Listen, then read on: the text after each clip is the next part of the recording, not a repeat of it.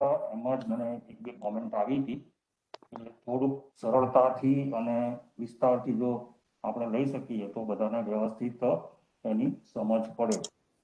તો મેં મારા ભાવ, મારે વીકનેસ એક જ છે, મારે થોડું લખવું પડે છે, એટલે મેં મારા ભાવ લખ્યા છે અને હું રજૂ કરું છું.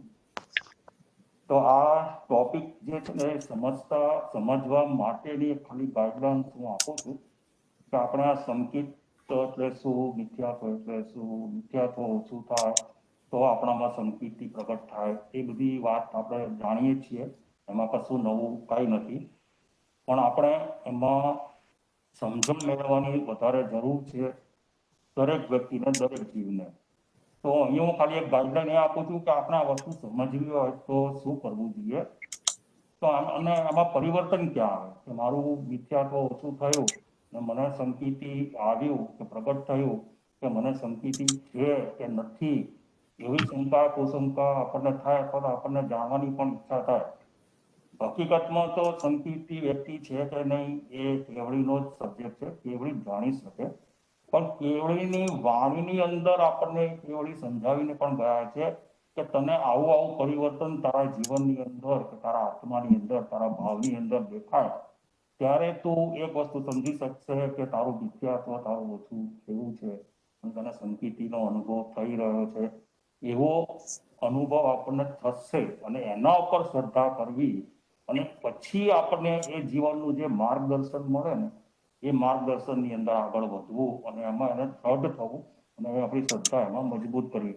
એટલે સૌથી બે પરિવર્તન આપણા જીવનની અંદર આપણને જોવા મળશે. એક તો આપણા ભાવોનું પરિવર્તન આવશે, આપણા ભાવો અને આપણી દ્રષ્ટિ બદલાશે. આ બે વસ્તુ જરૂરથી બદલાશે. મિથ્યાત્વ ઓછું થયું, ભલે સંકિતિ હજી પ્રગટ થયું કે નથી થયું, હું છું કે નથી, શંકા કુશંકા રહે, પરંતુ તમારું જો મિથ્યાત્વ પણ ઓછું થયું તો પલ્લાના બે પલ્લા જેવું છે, એક પલ્લું નીચે નમે તો બીજું પલ્લું ઉપર જાય, એટલે મિથ્યાત્વ ઓછું થાય સંકિતિ વધે.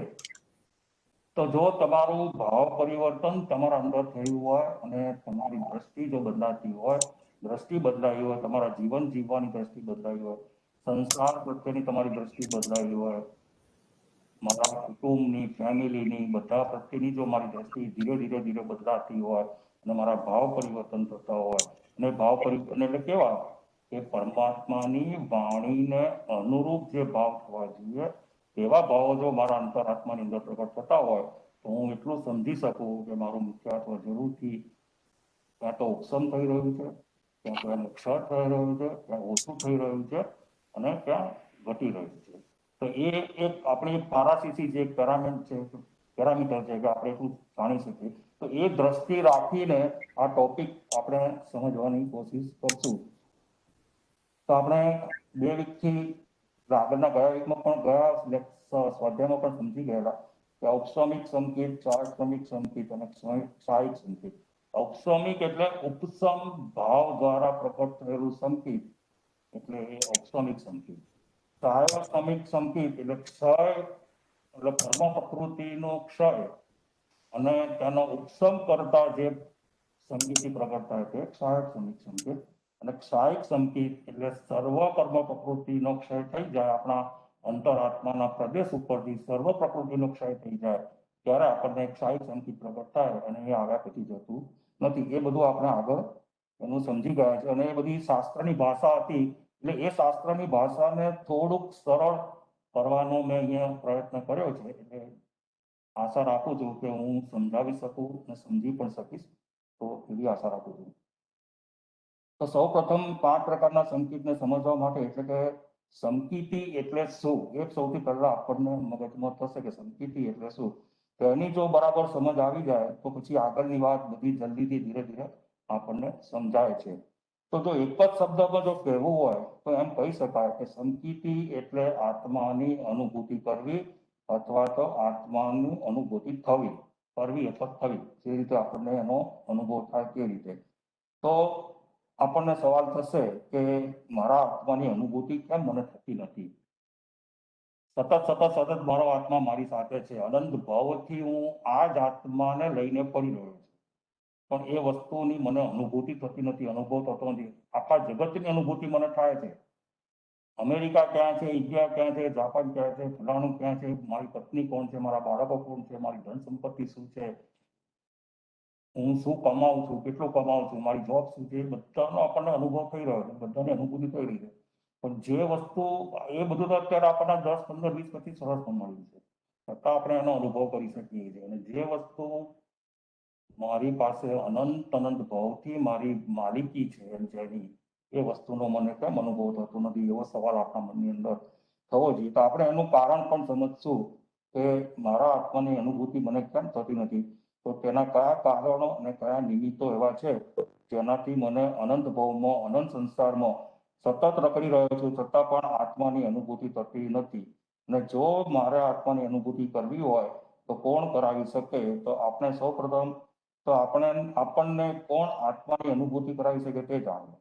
તો જેને આત્માની અનુભૂતિ થઈ ગઈ છે અને તે આત્માની અનુભૂતિ કરીને પોતાના આત્માનું સાચું સ્વરૂપ સમજીને અને આ સંસારના સર્વ દુઃખોથી મુક્ત થઈને, જન્મ મરણના ફેરામાંથી મુક્ત થઈને જે જીવો સિદ્ધ અને બુદ્ધ થઈ ગયા છે અને તેવા પરમાત્મા સ્વરૂપ પરમાત્માએ તેના થકી જે ધર્મની સ્થાપના કરી છે તેવા ધર્મનું અધ્યયન કરવાથી, તેવા ધર્મનું સ્વાધ્યાય કરવાથી અને તેવા ધર્મનું પાલન કરવાથી આપણને આત્માની અનુભૂતિ થઈ શકે છે.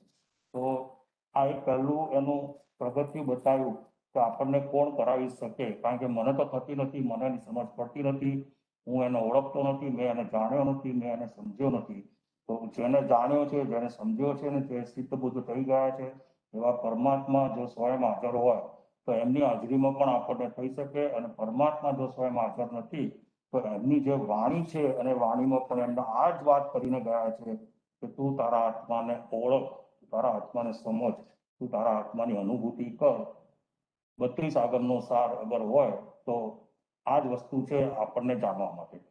અને એ જાણવા માટે શું કરવું જોઈએ આપણે, તો એ આગળ આપણે જોઈએ. તો તેની શરૂઆત કેવી રીતે થાય? તો પરમાત્માએ તેના પણ એક સ્ટેજ બતાવ્યા છે. સૌ પ્રથમ તો પરમાત્મા અત્યારના સમયમાં તો આપણી સમક્ષ હાજર નથી, પરંતુ પરમાત્માએ સિદ્ધ પદને પામતા પહેલા આપણા જેવા જીવો ઉપર એટલી બધી કરુણતા કરી છે, એટલો બધો ઉપકાર કર્યો છે કે તેમને સિદ્ધ ગતિની પ્રાપ્તિ થાય તેના પછીના 21,000 વર્ષ સુધીના સમય દરમિયાન જેટલા જીવોને આત્માની અનુભૂતિ કરવી હશે તો તેમણે તેમના દ્વારા પ્રવૃત્તેલી જીનવાણીઓ આપણા જેવા જીવોને માટે આપીને ગયા છે. અહીંયા એક શબ્દ મેં એવો વાપર્યો છે કે જેટલા જીવોને આત્માની અનુભૂતિ કરવી હશે, કે જેને પોતાના અંતરાત્માની અંદર એવી ઈચ્છા પ્રગટ થતી હશે, એવા ભાવો પ્રગટ થતા હશે કે મને મારો આત્મા જાણવો છે, મને મારા આત્માની અનુભૂતિ કરવી છે, એવો તમે સંકલ્પ કરશો તો જ તમને એ આત્માની અનુભૂતિ રૂપ જે વાણી છે એ સમજાશે. બાકી તો આગમોની અત્યારના જમાનામાં તો આગમોની કેટલી કોપીઓ તૈયાર થઈ જાય છે. પરમાત્માની વાણી ઘરે ઘરે સુધી પહોંચી શકે કેટલી એની શક્યતા છે. છતાં પણ જો બધા જ એ વાંચી જાય, સમજી જાય અને સ્વાધ્યાય કરી બેસે તો શું એના આત્માની અનુભૂતિ થઈ શકે? તો કદાચ શક્યતા પરમાત્માએ બતાવી હશે, એવડીનો વિષય છે, મારો વિષય નથી. પરંતુ એક વસ્તુ શક્ય છે કે જો તમારા મનની અંદર ઈચ્છા દ્રઢ થઈ જાય મને મારા આત્મા વિશે જાણવું છે, મારે મારા આત્માની અનુભૂતિ કરવી છે કોઈ પણ હિસાબે, તો આ જે વર્તમાનમાં આપણો ભાવ છે એ ભાવમાં એ વસ્તુ શક્ય છે. અને એ શક્યતા ફક્ત અને ફક્ત જીનવાણીનું અધ્યયન કરવાથી, જીનવાણીનું સ્વાધ્યાય કરવાથી અને જીનવાણી રૂપ જીવનને જીવવાથી અને પ્રગટ કરવાથી, મેં 3 શબ્દો વાપર્યા છે, એનું અધ્યયન કરવું, એનો સ્વાધ્યાય કરવો અને તેનું પાલન કરવું. આ 3 શબ્દ એટલે એને ધર્મને જાણવો, એને સમજવો અને એને પાલન કરવો. તો જરૂરથી અને તમારી દ્રઢ ઈચ્છા હોય, તમારી દ્રઢ શ્રદ્ધા હોય એના પ્રત્યે, તો જરૂરથી આપણે અત્યારના સમયની નહીં પણ હજી 21,000 વર્ષ પછીના સમય સુધી પણ આ વસ્તુ તમે મેળવી શકો છો. એટલા માટે એનું ઇમ્પોર્ટન્સ બહુ વધી જાય છે કે એના પછીનો હવે ભાવ મારો કેવો હશે. અનંત ભાવથી તો હું કરી નથી શક્યો, અનંત ભાવથી મેં કરી નથી, કરી હોત તો મારી ભાવપટ્ટી થઈ ગઈ હોય. અનંત ભાવથી નથી કરી, હવે આ ભાવમાં મને એની શક્યતા દેખાય છે અને હવે પછીના મારા ભાવો કેવા હશે તે પણ મને કંઈ ખબર નથી. તો આ એક જ વર્તમાન જે સમય આપણો છે એ સમયની અંદર જો આપણે આપણી ઈચ્છા પણ દ્રઢ કરી દઈએ અને શ્રદ્ધા પણ દ્રઢ કરી દઈએ તો એની પ્રાપ્તિ આપણને થઈ શકે છે એવું પરમાત્મા કહીને ગયા છે. અને જે જીવો એ કરી રહ્યા છે એ જીવો એના પર ચાલે છે તો જ એમને એ વસ્તુ થઈ છે. વર્તમાનમાં પણ કેટલાય જીવો એવા હશે જે આપણને ખબર ન પણ હોય, અને ખબર હોય પણ કરીને ખબર ન પણ હોય. કેટલાય સાધુ ભગવંતો જે સાધના કરી રહ્યા છે એ સાધુ ભગવંતો આવી અમૂલ્ય પ્રાપ્તિ જરૂરથી કરી રહ્યા છે. કારણ કે છઠ્ઠા અને સાતમા ગુણ સ્થાનકની અંદર રહેલા જીવોને આ પ્રાપ્તિ સહજ થઈ જાય છે એવું આપણને પરમાત્માએ બતાવ્યું છે. તો એમાં સૌ પ્રથમ સ્ટેજ એ છે કે પરમાત્માએ જે જીનવાણીની પ્રરૂપણા કરી છે તે જીનવાણી ઉપર શ્રદ્ધા કરવી. આના સ્ટેજ બતાવું છું કે આપણને કેવી રીતે એના ઉપર ચાલવું અને સમજવું કેવી રીતે. સૌ પ્રથમ તો જીનવાણીની પ્રરૂપણા કરી છે તે જીનવાણી ઉપર શ્રદ્ધા કરવી. શ્રદ્ધા કર્યા પછી તેની પ્રતીતિ કરવી. પ્રતીતિ થયા પછી તેની રુચિ કરવી. રુચિ થયા પછી તેનો સ્પર્શ કરવો. સ્પર્શ કરવો એટલે જ આત્માની અનુભૂતિ થવી. અને તે આત્માની અનુભૂતિ થયા પછી પરમાત્માની વાણીનું મારા જીવનમાં તેનું પાલન કરવું. અને પાલન કર્યા પછી એટલે કે તેને ચારિત્રમાં તેનું પાલન કર્યા પછી તેનું વિશેષ અણુપાલન જે આપણે શબ્દ આવે છે વિશેષ કરીને તેની સૂક્ષ્મતાથી પાલન કરવું. આ રીતે પરમાત્માની વાણીનું પાલન કરવાથી જીવને સંકિતિની પ્રાપ્તિ થાય છે અથવા તો સમ્યક દર્શનની પ્રાપ્તિ થાય છે. આ જે સ્ટેજ છે આપણને પાંચમા શ્રવણ સૂત્રની અંદર પાલન તો અનુપાલન તો જે ભાગ છે એ આ જ વસ્તુ બતાવે છે. એને એ પાંચમું શ્રવણ સૂત્ર આખી પરમાત્માની વાણી ઉપર જ છે. પરમાત્માનો સંસાર કરવાથી આપણને એનો શું લાભ થાય છે એમાં જ આ વસ્તુ આપણને બતાવી છે. તો અહીંયા આપણને એક સવાલ થઈ શકે કે પરમાત્મા સ્વયં હાજરા હજુ નથી. પરમાત્મા નથી તો પછી હું તેમની જે વાણી છે તેના પર હું શ્રદ્ધા કેવી રીતે કરું, અથવા તો મને શ્રદ્ધા કેવી રીતે થઈ શકે કે આવી શકે, અને થાય અને આવે તો તે કેવી રીતે મારા જીવનની અંદર ટકી શકે, આવો એક સવાલ પણ આપણને થઈ શકે. તો આવી શંકા અને કુશંકા કરવી અથવા તો થવી તે જ આપણને એના પ્રત્યેની શ્રદ્ધાને થતા રોકે છે. પરંતુ તેનું પણ સમાધાન પરમાત્મા આપણને આપીને ગયા છે. આવી શંકા કુશંકા થવી એ બી એક સ્વાભાવિક છે. કારણ કે સંકિતિનો પહેલો અતિચાર શંકા કુશંકાનો છે. જે 5 અતિચાર છે એમાં પહેલી શંકા કરવી છે. એ અતિચાર તમે દૂર કરો એટલે તમને શ્રદ્ધા પ્રગટ થઈ. તો એ આપણે પ્રતિક્રમણમાં અતિચારો બોલીએ છીએ અને અતિચારોની માફી આપીએ છીએ. તો મારા જીવનમાંથી આવા અતિચારો દૂર થાય, એટલે કે આવી શંકા કુશંકા મારા જીવનમાંથી દૂર થાય તો જરૂરથી મને પરમાત્માની વાણી પર શ્રદ્ધા થઈ શકે છે. તો પરમાત્માએ કહ્યું છે કે મારી જે આ વાણી છે તેની શ્રદ્ધા કરવાથી લઈને તેની અનુભૂતિ કરવાનો જો તું સફળ થઈશ તો તને સંસારમાં જે દુઃખની અનુભૂતિ થઈ રહી છે તે દુઃખને અને દુઃખોનો નાશ કરનાર મારી વાણી છે. તો આપણને પરમાત્માની વાણી પર શ્રદ્ધા કરવી તો કેવી રીતે થઈ શકે? તો હમણાં ગયા રવિવારે જ આપણે જૈનશ્રી સ્વાધ્યાય કરાવતા હતા, એમાં જ આ વાતનું આપણે બહુ સરસ વર્ણન આવેલું અને એમાં વાત કરી હતી. અને જૈનશ્રી એક એક્ઝામ્પલ આપ્યું હતું. ખાલી સમરી જ આપું છું, ડિટેલ મને શબ્દ તો મને પણ યાદ નથી. પણ એક ઘરડા માજી હતા અને બહુ દુઃખી હતા. એમનું સર્વાઈવ કરવું પણ એમના માટે દુઃખી હતું. એટલે શક્ય નહોતું, દુઃખ હતું એટલે એમની જોબ પણ કરી લે, એમનું જે કામ કરવું પડે એવું હતું. એમની ઉંમર શરીરની અવસ્થા પ્રમાણે એ કરી શકે એમ પણ નહોતા, છતાં પણ એમને સર્વાઈવ થવા માટે પૈસા જોઈએ, તો પૈસા માટે એમને કામ કરવું પડતું હતું. એ જમાનામાં લાકડા વીણવાનું કામ કરતા હશે અને બહુ દુઃખી હતા. અને એમનો જેની સાથે કામ કરતા હતા એ પણ એકદમ નિર્દયી હતો. એમની અવસ્થાને પણ જોતો નહોતો અને એમને વધારે પૈસાની જરૂર હોય તો વધારે પડતું કામ એની પાસેથી કરાવતા હતા. અને એક વખત એમને 24 કલાક એટલે રાતના પણ જંગલમાં લાકડા વીણવાનું કહેવામાં આવ્યું. એમની અવસ્થા નથી, પોતે જાતે એકલા ચાલી શકતા નતા, તો લાકડાના ભારા સાથે ક્યાંથી ચાલી શકે. એવી અવસ્થામાં એ રાત્રે જંગલમાંથી આવતા હતા. અને હવે એ જીવ કેટલો દુઃખી હશે, આપણે એની અવસ્થા જોશું. અને ખાલી આટલું વર્ણન મેં તો કર્યું છે, એનું ડિટેલ જ્યારે આપણે સાંભળીએ તો આપણને એમ થાય કે આપણી પાસે તો કેટલું છે, છતાં આપણે દુઃખી છીએ એવું માનતા હોઈએ. એ જીવ તો કેટલો દુઃખી હશે. એ દુઃખી જીવને એ વખતે પરમાત્માની જે છેલ્લી અંતિમ દેશના ચાલી રહી હતી, એ અંતિમ દેશનાની પરમાત્માના શબ્દો એ જીવના કાન ઉપર શ્રવણ થાય છે. અને એ જીવ ત્યાં ને ત્યાં જ ઊભો રહી જાય છે અને વાણીનું શ્રવણ કર્યા કરે છે. બધું જ દુઃખ એ વખતે ભૂલી જાય છે કે આના માથા પર આટલો ભાર છે, હું દુઃખી છું, હું અસ્વસ્થ છું, મારામાં શક્તિ નથી, અને એ પરમાત્માની વાણીનું ત્યાં શ્રવણ કરે છે. તો એ પરમાત્માની વાણી એના કાન પર પડતા એના સર્વ દુઃખો ત્યાં અંત થાય છે અને દુઃખનો અનુભૂતિ જ એને થતી નથી. તો એના કાન ઉપર એ વાણી નથી પડી, એના આત્મામાં પરમાત્માની વાણી સંસર્વી ઉતરી ગઈ અને એને એ જ વખતે પોતાના આત્માની અનુભૂતિ થઈ રહી હતી. એટલા માટે એ બધું દુઃખ એ વખતે એ જીવ ભૂલી ગયો. આ એક સુંદર વાત તમારા જોઈને જે કરી હતી. તો આ એનું એક પ્રત્યક્ષ ઉદાહરણ છે કે દુઃખ મારા કેવી રીતે દૂર થાય. સ્વયં પરમાત્મા હાજર હોય તો પણ થઈ શકે, પરમાત્મા હાજર ન હોય તો પરમાત્માની વાણી જે છે એનું શ્રવણ કરવાથી, એને સાંભળવાથી, એને જીવનમાં ઉતારવાથી જરૂરથી મારા સર્વ દુઃખો દૂર થાય છે. અને દુઃખ એટલે એવું નથી મારું દુઃખ તમારું દુઃખ અલગ છે. હવે પછી જેટલા 2, 5, 10 વર્ષ, 25 વર્ષ, 50 વર્ષ, 21,000 વર્ષ સુધી જેટલા જીવો આવશે તે બધાના દુઃખો અલગ અલગ છે. કોઈ દુઃખનું સમાધાન એક જ નથી, પરંતુ એ બધા જ જીવો ને જો દુઃખ કરવું હશે તો પરમાત્માની વાણી એક જ આધારરૂપ છે, એક જ શ્રદ્ધા કરવારૂપ છે. એ આટલા સમય સુધી પણ જે જીવો એ વાણી પર શ્રદ્ધા કરશે એટલે જરૂરથી એના દુઃખો દૂર થાય છે.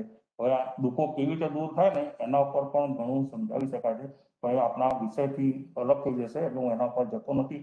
પણ એમાં પણ આપણે એને સમજી શકીએ છીએ કે દુઃખ શું, દુઃખ જ શું એ સમજવાની જરૂર છે, અને દુઃખ આપણને કેવી રીતે દૂર થાય એ પણ આપણે એને સમજી શકીએ છીએ. પણ અત્યારે એના પર હું જતો નથી. તો એનો કહેવાનો મતલબ એવો છે કે વર્તમાનમાં જે સંસારમાં તરહના દુઃખોને ભોગવી રહ્યો છે એ દુઃખોનો નાશ થવાથી તારા અંતરાત્મામાં આનંદની અનુભૂતિ જાગૃત થશે. આત્માનો સ્પર્શ માત્ર થવાથી તને એક વિશેષ આનંદ અનુભવ થશે. તો આપણે શ્રદ્ધા કરવા માટે આ બે વસ્તુ ખાસ ધ્યાનમાં રાખવી જોઈએ કે મારા દુઃખોને દૂર કરનાર છે અને મારા અંતરની અંદર આનંદની અનુભૂતિ કરાવનાર છે. એટલે મેં જે પહેલા કીધું કે આનંદની અનુભૂતિ સમજવી હોય તો કેવી રીતે કે મારા અંતરાત્માની અંદર ભાવ પરિવર્તન થશે. એ ભાવ પરિવર્તન એ જ આપણને આનંદની અનુભૂતિ કરાવે છે. ભાવોમાં પણ સૂક્ષ્મ ભાવ અને સ્થૂળ ભાવ બે પ્રકારના અલગ અલગ ભાવો છે. સ્થૂળ ભાવ તો આપણે બધા જાણતા સમજી શકીએ છીએ અને અનુભવ પણ કરી શકીએ છીએ, પણ આપણા અંતરાત્માની અંદર ઉત્પન્ન થતા સૂક્ષ્મ ભાવો, ઝીણામાં ઝીણા જે ભાવો ઉત્પન્ન થઈ રહ્યા છે, જે મારા ધ્યાનમાં નથી આવતા, જે મારા જાણપણામાં નથી આવતા, જે મારા જ્ઞાનમાં નથી આવતા, જે મારા દર્શનમાં નથી આવતા, એવા ભાવો ઉપર દ્રષ્ટિ જવી, એના પર સ્થિર થવી, એના પર આપણે શ્રદ્ધા કરવી, તો પરમાત્માની વાણી ઉપર શ્રદ્ધા કરી કહેવાય અને એ જ અનુભવ આપણને આગળ આત્માનો અનુભવ કરાવી શકે છે. તો પરમાત્માની વાણીનું અધ્યયન કરવાથી જીવના દુઃખનો નાશ કેવી રીતે થાય છે તો તેનું સમાધાન પણ પરમાત્માએ જ આપેલું છે. સૌપ્રથમ તો જીવ દુઃખી કેમ થાય છે તો જીવ દુઃખી પોતાના અજ્ઞાન ભાવથી અને મિથ્યાત્વના ભાવથી જીવ દુઃખી થાય છે. જે સંસારની અંદર તે રચ્યો પચ્યો છે તેને મિથ્યા સમજવાથી તે દુઃખી થાય છે. એ થોડી ગ્લિમ્સ અહીંયા આપી છે કે ભાઈ જીવ દુઃખી કેમ થાય છે, એ જાણે તો જ પછી તે આગળ જઈ શકે. જીવનો જે અજ્ઞાનતાનો ભાવ છે અને જીવનો જે મિથ્યાત્વનો ભાવ છે એ ભાવના કારણે જીવ સતત દુઃખી થયા કરે છે. એટલે પરમાત્માની વાણીને સમજવાથી આ સંસારનું અને આ જગતનું સાચું સ્વરૂપ સમજાય છે. તો હવે આપણી અજ્ઞાનતા દૂર કરવા માટે, આપણું મિથ્યાત્વ દૂર કરવા માટે શું કરવું જોઈએ તો કે ભાઈ પરમાત્માની વાણી સમજવી જોઈએ. તો પણ પરમાત્માની વાણી શું સમજાવે છે તો કે પરમાત્માની વાણી આપણને આખા જગતનું સ્વરૂપ સમજાવે છે. મારું સ્વયંનું પણ સ્વરૂપ સમજાવે છે, 14 રાજલોકનું સ્વરૂપ સમજાવે છે, દરેક આત્માનું સ્વરૂપ સમજાવે છે, એકેન્દ્રિયનું શું સ્વરૂપ છે, બેન્દ્રિયનું શું સ્વરૂપ છે, પંચેન્દ્રિયનું શું સ્વરૂપ છે, સગની પંચેન્દ્રિયનું જે મનવાળા જીવો છે તેનું શું સ્વરૂપ છે, છ પ્રકારના જે ભાવ બતાવે છે, ધર્માસ્તિકાય જેના દ્વારા આ સતત સંસારનું સંચાલન થઈ રહ્યું છે.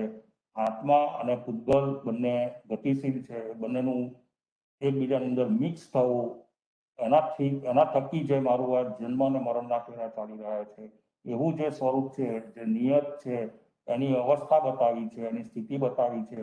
આપણને એમ થશે કે મારું મૃત્યુ કેમ આવી ગયું અત્યારે, તો મારું મૃત્યુ કેમ આવશે તો કે ભાઈ તો આપણે એ સ્થિતિ બાંધીને જ આવ્યા છીએ. એવું જો સ્વરૂપ આપણે જાણી લીધું હોય કે મને જ્યારે મારા સંયોગો છૂટા પડી જવાના છે, આત્મા અને શરીરના તો આપણે જેને મૃત્યુ કહીએ છીએ, મૃત્યુ આવવાનું છે, પણ બધા મૃત્યુથી ડરતા હોય છે, બધા મૃત્યુથી દુઃખી થતા હોય છે. તો જો આવું સ્વરૂપ મને સમજાઈ જાય તો મને મૃત્યુનો પણ ડર નથી રહેતો અને મારા દુઃખોનો પણ ડર નથી રહેતો. જે વસ્તુ થવાની છે, ઘટવાની છે, એ થવાની છે. જગતની કોઈ શક્તિ એને રોકી શકે નથી. તો આપણને એનો ડર અને એનું દુઃખ ન થવું જોઈએ. તો એવું પરમાત્માનું જે જ્ઞાન છે, જે વાણી છે, એ આપણને આ જગતનું સાચું સ્વરૂપ સમજવાથી એનાથી શું થાય કે જીવ નિરાકુળ બને છે. મને ખબર જ છે કે ભાઈ મારું જ્યારે મારી સ્થિતિ પૂરી થશે અને હું આ શરીર છોડી દઈશ, મારો આત્મા શરીર છોડી દઈશ, તો પછી મને દુઃખ જ નથી, એનું દુઃખ નથી, એનો ભય નથી. હું અભય થઈ જઈશ. તો અભય થઈ જઈશ તો હું નિરાકુળ થઈ ગયો. મને કોઈ જાતનો એનો આકુલતા વ્યાકુલતા થશે જ નહીં. હું એનાથી ડરીશ નહીં, એનાથી દૂર ભાગીશ નહીં. પ્રયત્ન જરૂર કરીશું, રોગ મટાડવાની કોશિશ કરીશું, તો મૃત્યુ જે ક્ષણ આવવાનું હશે તેને કોઈની તાકાત નથી કે આપણને રોકી શકે. તો આપણે અભય ભાવની અંદર આ ભાવમાંથી બીજા ભાવમાં જશું, નિરાકુળ ભાવની અંદર આ ભાવમાંથી બીજા ભાવમાં જશું. એ નિરાકુળ ભાવ જ આપણને સમાધિ કરાવે છે અને સમાધિનું સ્વરૂપ સમજવાથી આપણું દુઃખ દૂર થાય છે. તો એનાથી શું થાય કે જીવ નિરાકુળ બને છે, જેના થકી તેની હર શંકાનું સમાધાન થશે, જેનાથી જીવ તેનું દુઃખ દૂર કરી શકશે. સંસારનું સ્વરૂપ સમજવાથી તેને જીવ અને અજીવનો ભેદ જ્ઞાન થાય છે. ભેદ જ્ઞાન થવાથી જીવને આત્મા અને શરીર અને જળ પદાર્થો અલગ અલગ છે એવું સમજણ મળે છે. અને આ અલગ અનુભવ કરવાથી સર્વ દુઃખોનું સમાધાન થાય છે અને આત્માની આપણને અનુભૂતિ થાય છે. તો જગતનું સ્વરૂપ સમજવાથી પરમાત્માની વાણી આપણને સમજાવે છે. એ સ્વરૂપ સમજવાથી મારા દુઃખો દૂર થાય. દુઃખો દૂર થાય એટલે કે મારું મિથ્યાત્વ દૂર થાય, મારી અજ્ઞાનતા દૂર થઈ. અહીંયા આગળ મને એક જ્ઞાન મળ્યું, મારું સાચું સ્વરૂપ શું છે એવું મને જ્ઞાન મળ્યું. એ જ્ઞાન મળતા જ મને મારું અજ્ઞાનતા દૂર થાય છે અને મારું મિથ્યાત્વ દૂર થાય છે. અજ્ઞાનતા અને મિથ્યાત્વ દૂર થવાથી જીવ દુઃખી નથી થતો. તો અત્યારે જ આપણે સમજી ગયા કે સંકિતની પ્રાપ્તિ માટેનું જે પહેલું સ્ટેજ છે તે પરમાત્મા ઉપર અથવા તો પરમાત્માની વાણી ઉપર શ્રદ્ધા કરવી, અને શ્રદ્ધા થયા પછી તેની પ્રીતિ થવી અને પ્રતીતિ થવી વગેરે તેના પછીના સ્ટેજ છે. પરંતુ શ્રદ્ધા એ પ્રથમ પગથિયું છે, કે પ્રથમ દ્વાર છે આત્મા સુધી પહોંચવાનું. તો સૌ પ્રથમ જો આપણને શ્રદ્ધા જ નથી થતી તો પછી તેના પછીના સ્ટેજ સુધી તો આપણે પહોંચી જ નથી શકવાના.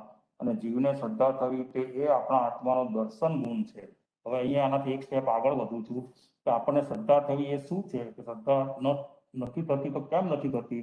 તો જે આત્માના જ્ઞાન દર્શન ચારિત્ર તપરૂપી 4 મુખ્ય ગુણો છે, એમાં આત્માનો જે દર્શન ગુણ છે, આપણે વર્ષોથી સ્વાધ્યાય કરીએ છીએ તો આપણને એટલી સમજ તો છે જ કે આત્માના અનંત ગુણોમાં જ્ઞાન દર્શન ચારિત્ર 4 આત્માના મુખ્ય ગુણો છે. વર્તમાન સમયની અંદર આપણે જે ધર્મને સમજવો છે, તેને પામવો છે, તેને સમ્યક રીતે જો આપણા જીવનનો વિતારવો છે, તો આ 4 મુખ્ય ગુણોનો આધાર લઈને જ ધર્મને પામી શકાય છે. આપણે દરેક સ્વાધ્યાયની અંદર આ 4 વસ્તુ તો આપણે જાણીએ છીએ, જ્ઞાન દર્શન ચારિત્ર અને તપ. તો શ્રદ્ધા એ આત્માનો દર્શન ગુણ છે. અને જો આપણને સંકિતની પ્રાપ્તિ કરવામાં સૌ પ્રથમ સ્ટેજ એ પરમાત્માની વાણી પર શ્રદ્ધા કરવી તે છે. અને જો આપણને પરમાત્માની વાણી પર શ્રદ્ધા થતી નથી તો તેનું જે કારણ શાસ્ત્રમાં બતાવ્યું છે તે આત્માના દર્શન ગુણ ઉપર કાર્બન વર્ગના પૂગલ પરમાણુનું આવરણ આવી જવાથી જીવનો દર્શન ગુણ પ્રગટ થતો નથી. એટલે જીવને પરમાત્માની વાણી ઉપર શ્રદ્ધા થતી નથી, જેને આપણે દસનાવરણ કર્મ તરીકે જાણીએ છીએ. 8 કર્મમાં સૌ પ્રથમ જે 2 કર્મ છે તે જ્ઞાનાવરણ અને દર્શનાવરણ છે. એટલે કે જીવના જે 2 મુખ્ય ગુણો છે, જ્ઞાન અને દર્શન. જ્ઞાન અને દર્શન એટલે કે જોવું અને જાણવું. જ્ઞાન એ પ્રકાશમય છે અને પ્રકાશમયના કારણે જીવ તેમાંથી સ્પષ્ટ જોઈ શકે છે. અને જીવને જો સ્પષ્ટ જોઈ શકાય છે એટલે જીવ સ્વયં પોતે જોઈ શકે છે, સ્પષ્ટ રીતે જોઈ શકે છે, તેને સ્પષ્ટતાથી જાણી પણ શકે છે. એટલો ડિફરન્સ કેટલો છે અને એને માની પણ શકે છે કે દાખલા તરીકે સૂર્યના પ્રકાશમાં દિવસના સમયે આપણે કેટલું સ્પષ્ટતાથી જોઈ અને જાણી શકીએ છીએ વસ્તુને, આપણી આજુબાજુના વાતાવરણને, તેટલું સ્પષ્ટતાથી રાત્રિના સમયે આપણે જોઈ અને જાણી શકતા નથી. એટલે જ્ઞાન અને દર્શનનો ડિફરન્સ એટલો છે. જ્ઞાન શું છે? સૂર્યના પ્રકાશ રૂપ આપણને બતાવે છે, એટલે આપણું માર્ગદર્શક કરે છે. અને જાણવું એટલે વિશેષથી જાણવું કે આ વસ્તુ શું છે, આ ફોન છે, આ કમ્પ્યુટર છે, આ રાત્રિ છે, આ દિવસ છે, એવું માનવું, જાણવું અને માનવું એટલે દર્શન ગુણ છે. તો દિવસના સમયમાં આપણને બધી વસ્તુ સ્પષ્ટ દેખાવાથી આપણે એને સ્પષ્ટ રીતે સમજી શકીએ છીએ. એવી રીતે આત્મામાં પણ જો જ્ઞાન રૂપ પ્રગટ થાય તો એની શ્રદ્ધા પણ એટલી મજબૂત થઈ શકે છે, કારણ કે સ્પષ્ટતાથી બધું જાણી શકે છે. એટલે કે જીવના બે મુખ્ય ગુણો જ્ઞાન અને દર્શન ઉપર કર્મોનું આવરણ આવી જવાથી જીવ સ્પષ્ટતાથી જોઈ અને જાણી શકતો નથી, અને તેના કારણે જીવને પરમાત્માને વાણી ઉપર શ્રદ્ધા થતી નથી. સૌ પ્રથમ સ્ટેજ આપણે જોયું, સંકિતથી પામવા માટે પરમાત્માની વાણી ઉપર શ્રદ્ધા કરવી. એ શ્રદ્ધા કરવાથી આપણા દુઃખો દૂર થાય એવી આપણને અનુભવ થાય, એટલે આપણને ખબર પડે. પણ હવે આપણને શ્રદ્ધા જ નથી થતી. તો એ સ્ટેજ ઉપર સમજીએ કે શ્રદ્ધા કેમ નથી થતી, તો કે મારો જે જ્ઞાન અને દર્શન ગુણ છે એના પણ કર્મના આવરણો આવી જવાથી મને શ્રદ્ધા થતી નથી. હવે આ રીતે જ્ઞાન અને દર્શન ઉપર આવરણ આવી જવાથી જીવની શું હાલત થાય છે, તો તેના કારણથી જીવ અજ્ઞાની થઈ જાય છે. તો જીવ અજ્ઞાની શેના કારણથી થાય છે? અજ્ઞાનતાના કારણે તે સ્પષ્ટ રૂપથી જોઈ અને જાણી નહીં શકવાને કારણે તે જગતની તમામ વસ્તુ એ મિથ્યા સમજે છે. હવે દર્શન અને જ્ઞાન ઉપર આવરણ આવવાથી એની અજ્ઞાનતા પ્રગટ થાય છે, અને અજ્ઞાનતા પ્રગટ થવાથી આખા જગતને ઉલટું જ સમજે છે. જે સમજવું જોઈએ પરમાત્મા જે સ્વરૂપ બતાવ્યું છે એને 14 આલોક સમજ નથી આવતો. એને તો વૈજ્ઞાનિકો જે બતાવ્યું કે પૃથ્વી આ છે, સૂર્ય આટલો દૂર છે, ચંદ્ર આટલો દૂર છે, એ જ વસ્તુ એને સમજાય છે. અને જે પરમાત્માએ જે વાણી કીધી છે તે આખી સ્વયં એને 14 રાજલોકનું સ્વરૂપ નથી સમજાતું. જેના કારણે અજ્ઞાની થઈ ગયો, અજ્ઞાનતા એનામાં પ્રગટ થઈ ગઈ, અને અજ્ઞાનતા પ્રગટ થવાથી જીવ દુઃખી થાય છે. તો જગતની તમામ વસ્તુ મિથ્યા સમજે છે, એટલે કે જેવી છે તેવી નથી સમજતો, અને તેનાથી વિપરીત સમજે છે, એટલે કે તેના મિથ્યાત્વની ઉત્પત્તિ થાય છે. જીવને અજ્ઞાનતા અને મિથ્યાત્વના કારણે તેને આત્મા સિવાયની તમામ વસ્તુ અથવા પદાર્થ અથવા તો અન્ય જીવો પ્રત્યે અને સ્વયં પોતાના પ્રત્યે પણ મોહ ઉત્પન્ન થાય છે, અને જીવને મોહ ઉત્પન્ન થવાથી તે મોહનીય કર્મનો બંધ કરી બેસે છે. જીવને અજ્ઞાનતા અને મિથ્યાત્વ ઉત્પન્ન થવાથી એ સ્વયં એક જ વસ્તુ નથી સમજી શકતો, પોતાના આત્માને, બાકી બધું વસ્તુ સમજી શકે છે. આખું જગત એને એની પોતાની દ્રષ્ટિથી સમજે છે. એટલે અહીંયા આપણે એને એવી રીતે સમજવાનું કે અજ્ઞાનતા પ્રગટ થવાથી અને મિથ્યાત્વ પ્રગટ થવાથી જીવને પોતાનું હું પણ પ્રગટ થાય છે, મારું પ્રગટ થાય છે. હું કોણ છું, હું બધું કરું છું, મને જ બધું આવડે છે. એ જીવને પોતાના જાત પ્રત્યે અને આખા જગત પ્રત્યે જે મોહ ઉત્પન્ન થયો છે, એ મોહ ઉત્પન્ન થવાના કારણે એ હું કર્યા કરે છે. મારા વગર તો કશું ચાલે નહીં, હું જ આ કરું છું, હું છું તો જ આ સફળ થઈ શકે, હું છું તો જ મારો આટલો બિઝનેસ કરી શકું, હું છું તો જ આ કંપનીમાં આટલું કામ કરી શકું, અને કંપનીને આટલી ઊંચી પહોંચાડી શકું. અહીંયા જે હું પણ પ્રગટ થાય, મારા પણ પ્રગટ થાય, મારું ફેમિલી, મારી પત્ની, મારા બાળકો, મારા પિતા, મારા માતા, એવા ભાવો સતત આપણા અંતરાત્માની અંદર સતતપણે ચાલુ છે. ભલે આપણે બોલતા હોય કે ન બોલતા હોય, એને પ્રગટ કરતા હોય કે ન કરતા હોઈએ, પણ એક એને શું કહેવાય, સૂક્ષ્મ ભાવ રૂપે પણ આપણા અંતરાત્માની અંદર એ મારું હું પણ મારા પણ એ ચાલુ જ રહે છે. એટલે એ એટલું જ સમજી શકે છે, હું કરું તો બધું સાચું, હું ન કરું એ બધું ખોટું. એ હું પણાથી આગળ શું સ્થિતિ ઉત્પન્ન થશે એ પણ આપણે આગળ સમજી લઈએ. એટલે સૌથી પહેલા અગર આપણે સમજવું હોય તો મારું જે હું પણ છે ને એને શૂન્ય કરવાની જરૂર છે, અથવા તો ન્યુટ્રલ કરવાની જરૂર છે, અને ઝીરો કરવાની જરૂર છે. કે હું એક જ આ જગતમાં એવો નથી કે હું બધું કરી શકીશ. આ જગત જ આખું સ્વયં સંચાલિત છે, હું પોતે પણ સ્વયં સંચાલિત છું. હું તો એક આ જે અવસ્થા મને મળી છે એ અવસ્થા ભોગવવા રૂપ જ મારું જીવન છે. એ જેટલું પણ થશે એટલું ભોગવી શકીશ. તો હું કરતા છું, જે આપણે જઈને જે આપણને સમજાવે છે, હું કરતા છું, હું કરું છું, એવા ભાવોને આપણે ન્યુટ્રલાઇઝ કરવા પડશે, અને ઝીરો કરવા પડશે, અને તટસ્થ કરવા પડશે. તો જ આપણને આગળની વાત સમજાશે. તો એ હું પણ એ આપણા મારા પોતાના પ્રત્યે ઉત્પન્ન થયેલો મારો મોહ છે, અને બીજા જીવન પ્રત્યે પણ ઉત્પન્ન થયેલો મોહ છે, અને મોહના કારણે આપણને મિથ્યાત્વ પ્રગટ થાય છે. હવે મોહના કારણે આગળ શું સ્થિતિ થાય છે એ પણ સમજાવશે. હવે વર્તમાન સમયમાં આપણા જીવની જે હાલત છે તે આપણે સંસાર પ્રત્યેના મોહમાં જ જીવીએ છીએ, અને મોહનીય કર્મોનો બંધ કરી રહ્યા છીએ, અને તેના કારણે આપણે અજ્ઞાનતા અને મિથ્યાત્વમાં જીવી રહ્યા છીએ. તો આપણે જો આ વર્તમાન સમયમાં આત્માની અનુભૂતિ કરવી હોય તો અહીં સુધી જે આપણે સમજી ગયા તેમાં હવે રિવર્સ સમજવું પડશે. એટલે કે આપણો વર્તમાન સમય જે છે એ ક્ષણે ક્ષણ સમય હું એ ખોટા મોહની અંદર, અજ્ઞાનતાની અંદર જીવી રહ્યો છું. જ્યાં સુધી એ દૂર નહીં થાય ત્યાં સુધી મને હું જે સંકિતનો મારો સ્ટેજ છે પામવાનો એ હું નહીં પામી શકીશ. તો એ કેવી રીતે પામવું એ આગળની વાત આવે છે. પણ હવે આને થોડું હું રિવર્સમાં સમજાવું છું કે મોહને મોહ કેમ પ્રગટ થયો અને દૂર કેવી રીતે કરવો એની વાત હવે આપણે આગળ આવશે. એટલે કે આપણે સૌ પ્રથમ તો મોહનીય કર્મનો ક્ષય કરવો પડે, તેમાંથી બહાર નીકળવું પડે. તેમાંથી બહાર નીકળીએ તો જીવનું અજ્ઞાનતા અને મિથ્યાત્વનો ક્ષય થાય, અને અજ્ઞાનતા અને મિથ્યાત્વનો ક્ષય થવાથી આત્માના જ્ઞાન અને દર્શન રૂપ પર આવેલું આવરણ દૂર થાય, જેનાથી જીવનો આત્મા ખુલ્લો થાય, પ્રગટ થાય અને આપણને પરમાત્માની વાણી પ્રત્યે શ્રદ્ધા થાય, અને તેનાથી આગળ જતા આત્માની અનુભૂતિ થાય. એટલે આ રિવર્સમાં સમજાય. સૌથી પહેલા મોહને દૂર કરવાનો, મોહનો ક્ષય કરવાનો, અને મોહનો ક્ષય કરતા અજ્ઞાનતા અને મિથ્યાત્વ દૂર થાય. અજ્ઞાનતા અને મિથ્યાત્વ દૂર થવાથી મારા જ્ઞાન અને દર્શન ગુણ પ્રગટ થાય, અને જ્ઞાન દર્શન પ્રગટ થવાથી અને સંકેતિની પ્રાપ્તિ થાય. આ રિવર્સ સ્ટેજ સમજાય. તો હવે આપણે આ હવે સવાલ થશે કે આ મોહમાંથી અથવા તો મોહને, હા બોલો. જય જિનેન્દ્ર, શૈલેષભાઈ, એક ક્વેશ્ચન હતો. બોલો બોલો. હા, તમે જે કીધું કે મિથ્યાત્વ કાઢવું પડશે, પણ આપણે જેમ કે તમે પહેલે સૌથી ફર્સ્ટ તમે કીધું દર્શન મોહનીય કર્મ છે આપણા, હા, તો દર્શન ની અંદર તો આપણે ચક્ષુ અચક્ષુ ને એ છે, રાઈટ? હું એની જ વાત કરું છું. હવે જે આવે છે ને પોઈન્ટ, એ એના ઉપર જ આવે છે. Okay, sorry. અને પછી ના વાંધો નહીં. એટલે એમાં પછી કઈ બી ક્વેશ્ચન હોય તો મને કહેજો, તો હું સરળતાથી એને ઓકે લઈ શકીશ. બરાબર. હવે જે પોઈન્ટ છે ને એના ઉપર જ આવે છે. ઓકે. તો હવે સવાલ એ થશે કે આ મોહમાંથી અથવા મોહનીય કર્મનો ક્ષય કરવા માટે શું કરવું જોઈએ? તો પરમાત્માએ તેમની વાણીમાં આપણને સમજાવ્યું છે કે આ મોહનીય કર્મની કુલ 28 પ્રકૃતિઓ છે. એટલે કે મોહનીય કર્મના 28 ભેદ છે. તેમાં બે ભાગ પડે છે. એક તો આગળ સમજી ગયા તેમ આ આપણે હવે મોહ શું છે ને મોહને કેવી રીતે દૂર કરવું ને એના ઉપરની વાત આવે છે. એટલે એ રીતે એને સમજવાની કોશિશ કરજો.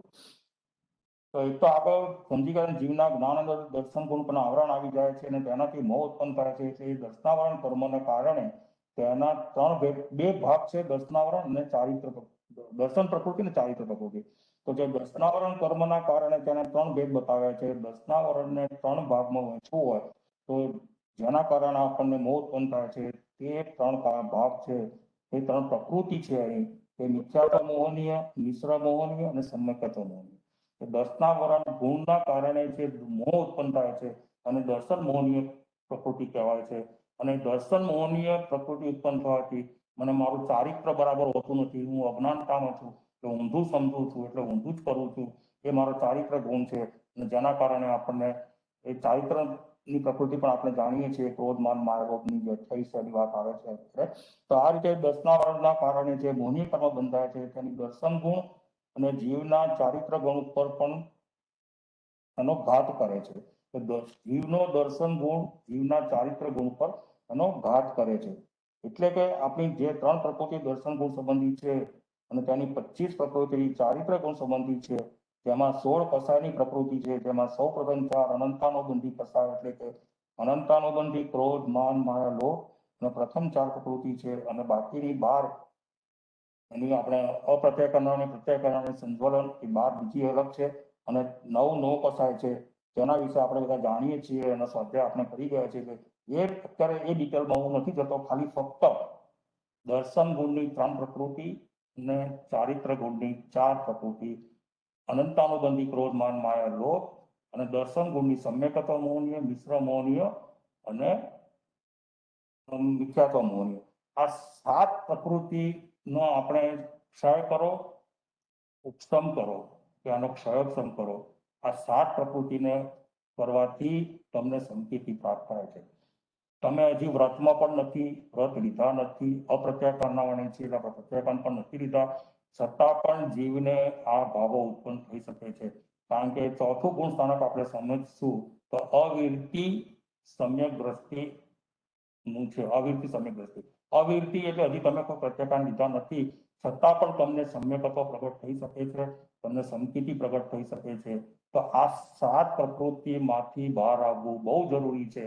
અને આ એક જ ભાવ એવો છે કે જે તમને આ 7 પ્રકૃતિમાંથી બહાર કેવી રીતે નીકળવું એનો માર્ગ બતાવી રહ્યો છે. આ 7 પ્રકૃતિમાંથી બહાર નીકળ્યા પછી તમે જેટલું પણ ભાવ ભ્રમણ કરશો તો એ તમારી ભાવપટીનું કારણ બનશે.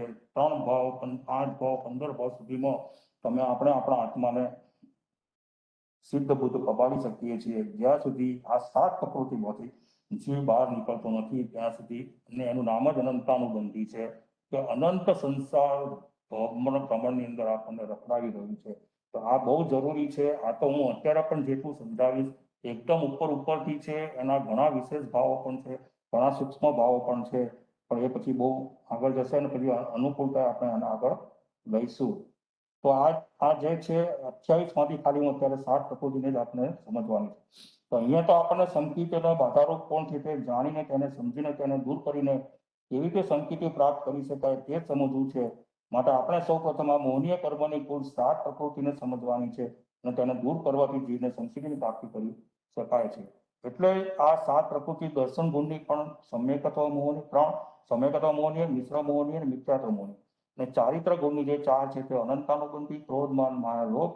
અને ચારિત્ર ગુણની પ્રકૃતિ પણ કેવી રીતે ઉત્પન્ન થાય છે તે પણ આપણે સમજી લઈએ. હવે અહીંયા છે ને અહીંયા બી થોડું હાર્ડ આપણને બધાને પડે છે.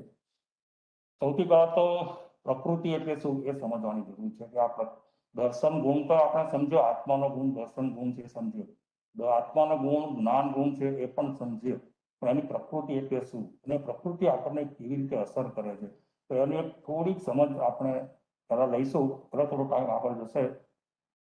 કારણ કે જો પ્રકૃતિને સમજશું ને તો આગળની એને દૂર કરવી, એને ક્ષય કરવો, ઉપસાન કરવો એ બહુ જલ્દી આપણને એનો આગળનો ભાગ સમજાશે.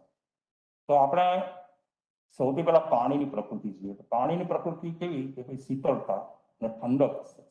શીતળતા આપવાનો શાંત સ્વભાવ એનો અને ઠંડો સ્વભાવ એનો, એ એની ઓરિજિનલ પ્રકૃતિ છે. એટલે દાખલા તરીકે આત્માની પ્રકૃતિ શું છે? જ્ઞાન અને દર્શન, જોવું અને જાણવું એ આત્માની ઓરિજિનલ પ્રકૃતિ છે. પરંતુ આત્મા એની ઓરિજિનલ પ્રકૃતિમાં અત્યારે વર્તી રહ્યો નથી. મેં આગળ કીધું ત્યાં કે આપણે મિથ્યાત્વ મોહની એની અંદર જ આપણી ક્ષણે ક્ષણ, સમય સમય આપણું જીવન જે જીવી રહ્યા છીએ એ મિથ્યાત્વ મોહનીમાં જીવી રહ્યા છે. મારું મારું કરીએ છીએ, હું છું, આ છે, એ છે, સંસાર ભોગવવો છે, સંસાર જાણવો છે, સમજવો છે, પાર્ટીમાં જવું છે, અહીંયા જવું છે, પરમાત્માની વાણી નથી સમજાતી અને સંસાર આખો સમજાય છે. તો એ આપણે એ મિથ્યાત્વ ભાવની અંદર આપણે જીવી રહ્યા છીએ. તો જે મારી જ્ઞાન અને દર્શનની જે ઓરિજિનલ પ્રકૃતિ છે એ ડિસ્ટર્બ થયેલી છે. હવે આ પાણીની પ્રકૃતિને આપણે સમજીએ. પાણીનો સ્વભાવ, પ્રકૃતિ એટલે સ્વભાવ, તો પાણીનો સ્વભાવ શાંત, નિર્મળ અને સરળતા એટલે શું કહેવાય શીતળતા છે. હવે એ પાણીને અગ્નિનો સાથ મળી જાય તો પાણી કેવું થઈ જાય છે? એનો જે ઓરિજિનલ સ્વભાવ છે એ ગુમાવી દે છે. એકદમ ફડફડ ઉપરતું થઈ જાય અને એમાં તેની વરાળ થઈ જાય અને પાણીનો નાશક થઈ જાય છે. એવી રીતે આપણા જ્ઞાન દર્શન ગુણની પ્રકૃતિ પણ જો બદલાઈ જાય છે તો આત્માનો નાશ તો નથી થતો, અવિનાશી છે, પરંતુ આપણને એકેન્દ્રિય સુધી પહોંચાડી દે છે. જેમ પાણીને ગરમી આપી, ઉકળી ગયું, પાણી ઝીરો થઈ ગયું, વરાળ થઈને ઉડી ગયું, પાછું ભલે એનું પાણી જ થાય છે, આપણે જાણીએ છીએ. હવે એ પ્રકૃતિ બે અગ્નિ મળી, એનો મતલબ શું છે કે આપણા જ્ઞાન દર્શનને અગ્નિ કોણ આપે છે? આ 4 કસાય આપે છે. ક્રોધ, માન, માયા અને લોભ એને આપણે અગ્નિનું સ્વરૂપ સમજાવ્યું છે કે ક્રોધથી આપણે તપી જઈએ છીએ અને એ આપણી અગ્નિ છે. અને એ અગ્નિ આજે આપણો આત્માનો શાંત, સરળ, નિર્મળ સ્વભાવ છે જ્ઞાન અને દર્શનનો, એને ડિસ્ટર્બ કરે છે. એટલે આ પ્રકૃતિનો ભેદ થયો, પ્રકૃતિ સમજાવી. એવી રીતે જે દર્શન ગુણની પ્રકૃતિ છે મિશ્ર મોહનીય, સમ્યકત્વ મોહનીય અને મિથ્યાત્વ મોહનીય. એટલે આત્માનો સ્વભાવ પરમાત્માની વાણી આપણને શીરાની જેમ વડે ઉતરી જાય ને એવો હોવો જોઈએ. જે પેલા માજીને ઉતરી ગઈ તરત જ એનો ઉદય આવ્યો અને એનું દુઃખ દૂર થઈ ગયું, પરંતુ આપણને શીરાની જેમ વડે ઉતરતી નથી. એનો મતલબ એવો થયો કે મારી એ પ્રકૃતિને ડિસ્ટર્બ થયેલી છે. જેમ પાણી ડિસ્ટર્બ થયેલું છે તે ડિસ્ટર્બ થયેલું છે. હવે આ પ્રકૃતિ બદલાય પણ કેવી રીતે છે? તો આપણે દાખલા તરીકે પાણીમાંથી લીંબુ શરબત બનાવતા હોઈએ તો સૌથી પહેલા પાણી લીધું, પાણીની અંદર લીંબુનો રસ નાખ્યો. લીંબુની પ્રકૃતિ કેવી? તો કે ખટાશ. પછી આપણે લીંબુ શરબત બનાવીને સુગર નાખીએ. સુગરનો સ્વભાવ કેવો? એની પ્રકૃતિ કેવી? તો કે મીઠાશ. પછી આપણે આને વધારે ટેસ્ટી કરવા માટે કાળા તીખાશ લાવવા માટે શું કરીએ? તો કાળા મરી નાખીએ. તો કાળા મરીનો સ્વભાવ કેવો? એની પ્રકૃતિ કેવી? તો કે તીખાશ. હવે એક પાણીની અંદર આપણે લીંબુનો શરબત બનાવવા માટે સૌથી પહેલા લીંબુ નાખ્યું એટલે એની ખટાશ આવી. પછી આપણે બહેનો બનાવતા એમને ખબર હતી ચાપ છે તો ખાટું ખાટું લાગ્યું તો ભાઈ આમાં મીઠાશની જરૂર છે એટલે મીઠી પ્રકૃતિ નાખી. સુગર નાખી, એ ચાખ્યું તો હજી કંઈક ખૂટે છે તો આપણે થોડી તીખાશ નાખીએ, કાળા મરી નાખીએ. પછી કે હજી કંઈક ખૂટે છે તો મારે હજી એની ફ્લેવર લાવી છે તો આપણે ગુલાબ નાખીએ, ગુલાબની પાંદડી નાખીએ અને એનો પછી મિક્સ કરી નાખીએ આખું. તો છે તો પાણી જ, પણ જે પાણીનો ઓરિજિનલ સ્વભાવ હતો એ ગયો અને એની જગ્યાએ કઈ પ્રકૃતિ આવી. હવે એ જ્યારે આપણે લીંબુનો શરબત પીતા હોઈએ ત્યારે આપણને આ 4 પ્રકૃતિનો અનુભવ થાય. પાણીનો પણ અનુભવ થાય, લીંબુની ખટાશનો પણ અનુભવ થાય છે સુગરની મીઠાશનો પણ અનુભવ થાય છે, કાળા મરીની તીખાશનો પણ અનુભવ થાય છે, અને ગુલાબની પાંખડીની જે ફ્લેવર આવી, જે સુગંધીદાર ફ્લેવર આવી એનો પણ આપણને અનુભવ થાય છે. એવી રીતે આપણે આપણા જીવને જે વિપરીત પ્રકૃતિ હોય, અત્યારે તો આપણે સંસારમાં છીએ, મિથ્યાત્વમાં છીએ, એટલે આપણી બધી વિકૃત પ્રકૃતિઓ જ આપણા અંદર રહેલી છે. તો જે આ ક્રોધ છે, માન છે, માયા છે, લોભ છે, એ આપણા આત્માની અંદર આ લીંબુની જેમ, સુગરની જેમ ભળી ગયેલા છે. પાણીની અંદર જેમ ભળી ગયા છે એનો આપણને સ્વાદ આવી રહ્યો છે. એવી રીતે આપણને આ બધી પ્રકૃતિઓનો પણ ઉદય આવે. આપણે કર્મની ભાષામાં એનો ઉદય કીધો છે. લીંબુનો શરબત ચાખવાની વાત આવે છે, એમાં આપણને એનો સ્વાદ આવે છે. તો એવી રીતે આ બધી ચારે જે પ્રકૃતિ છે, ક્રોધ, માન, માયા, લોભ અને દર્શન ગુણની, એ આત્માને ડિસ્ટર્બ કરી રહી છે. એ ડિસ્ટર્બ જે કરી રહી છે એના કારણે અનંત અનંત ભાવથી હું રખડી રહ્યો છું. તો આ બધી અલગ અલગ સ્વભાવનું મિલન આત્માની અંદર થયેલું છે, જીવની સાથે જોડાયેલું છે. કે જીવ અને પારમા વર્ગના પૂગલો આપણને કીધું છે, એકમેકની અંદર દૂધ અને પાણી જેવી રીતે મિક્સ થઈ જાય છે, અગ્નિ અને લોખંડની અંદર અગ્નિ જેવી રીતે ભળી જાય છે, એવી રીતે આ બધી વિપરીત પ્રકૃતિઓ આપણા અંદર ભળી ગયેલી છે. હવે ભળી એટલે ક્યાંથી આવી? તો લાવવા વાળો પણ હું જ છું અને કાઢવા વાળો પણ હું જ છું. આ ક્રોધ, માન, માયા, લોભની પ્રકૃતિ પણ મેં ક્યાંથી લાવી? એ હવે કેવી રીતે ઉત્પન્ન થાય છે એની વાત આગળ આપણે આવે છે. અને પછી એ ઉત્પન્ન કેવી રીતે થાય છે અને દૂર કેવી રીતે? પ્રકૃતિ આપણને ખબર પડી ગઈ. પ્રકૃતિ શબ્દમાં ગુંચવાઈ જઈએ કે પ્રકૃતિ એટલે શું, તો પછી પ્રકૃતિનું દૂર કરવી પણ આપણે નહીં સમજી શકીએ. તો એમાં કોઈ ક્વેશ્ચન હોય તો પછી મને પૂછજો, આગળ કંઈ કરશું. તો આ ચારિત્ર ગુણની પ્રકૃતિ પણ કેવી રીતે ઉત્પન્ન થાય છે તે પણ આપણે સમજી લઈએ. કે મોહનીય કર્મની ઉત્પત્તિ માટે આપણે એક શરાબીનું ઉદાહરણ આપેલું છે. જેમ કોઈ શરાબી શરાબનું સેવન કરી લે છે ત્યારે તે પોતાના ઉપરનો અંકુશ ગુમાવી બેસે છે અને તેને તે પોતે ક્યાં છે, શું બોલે છે, કેવી રીતે ચાલે છે તેનું કોઈ ભાન હોતું નથી. કે ગમે તેમ જ વર્તતો હોવાથી તેને નિમિત્ત મળતા ક્રોધ ઉત્પન્ન થાય.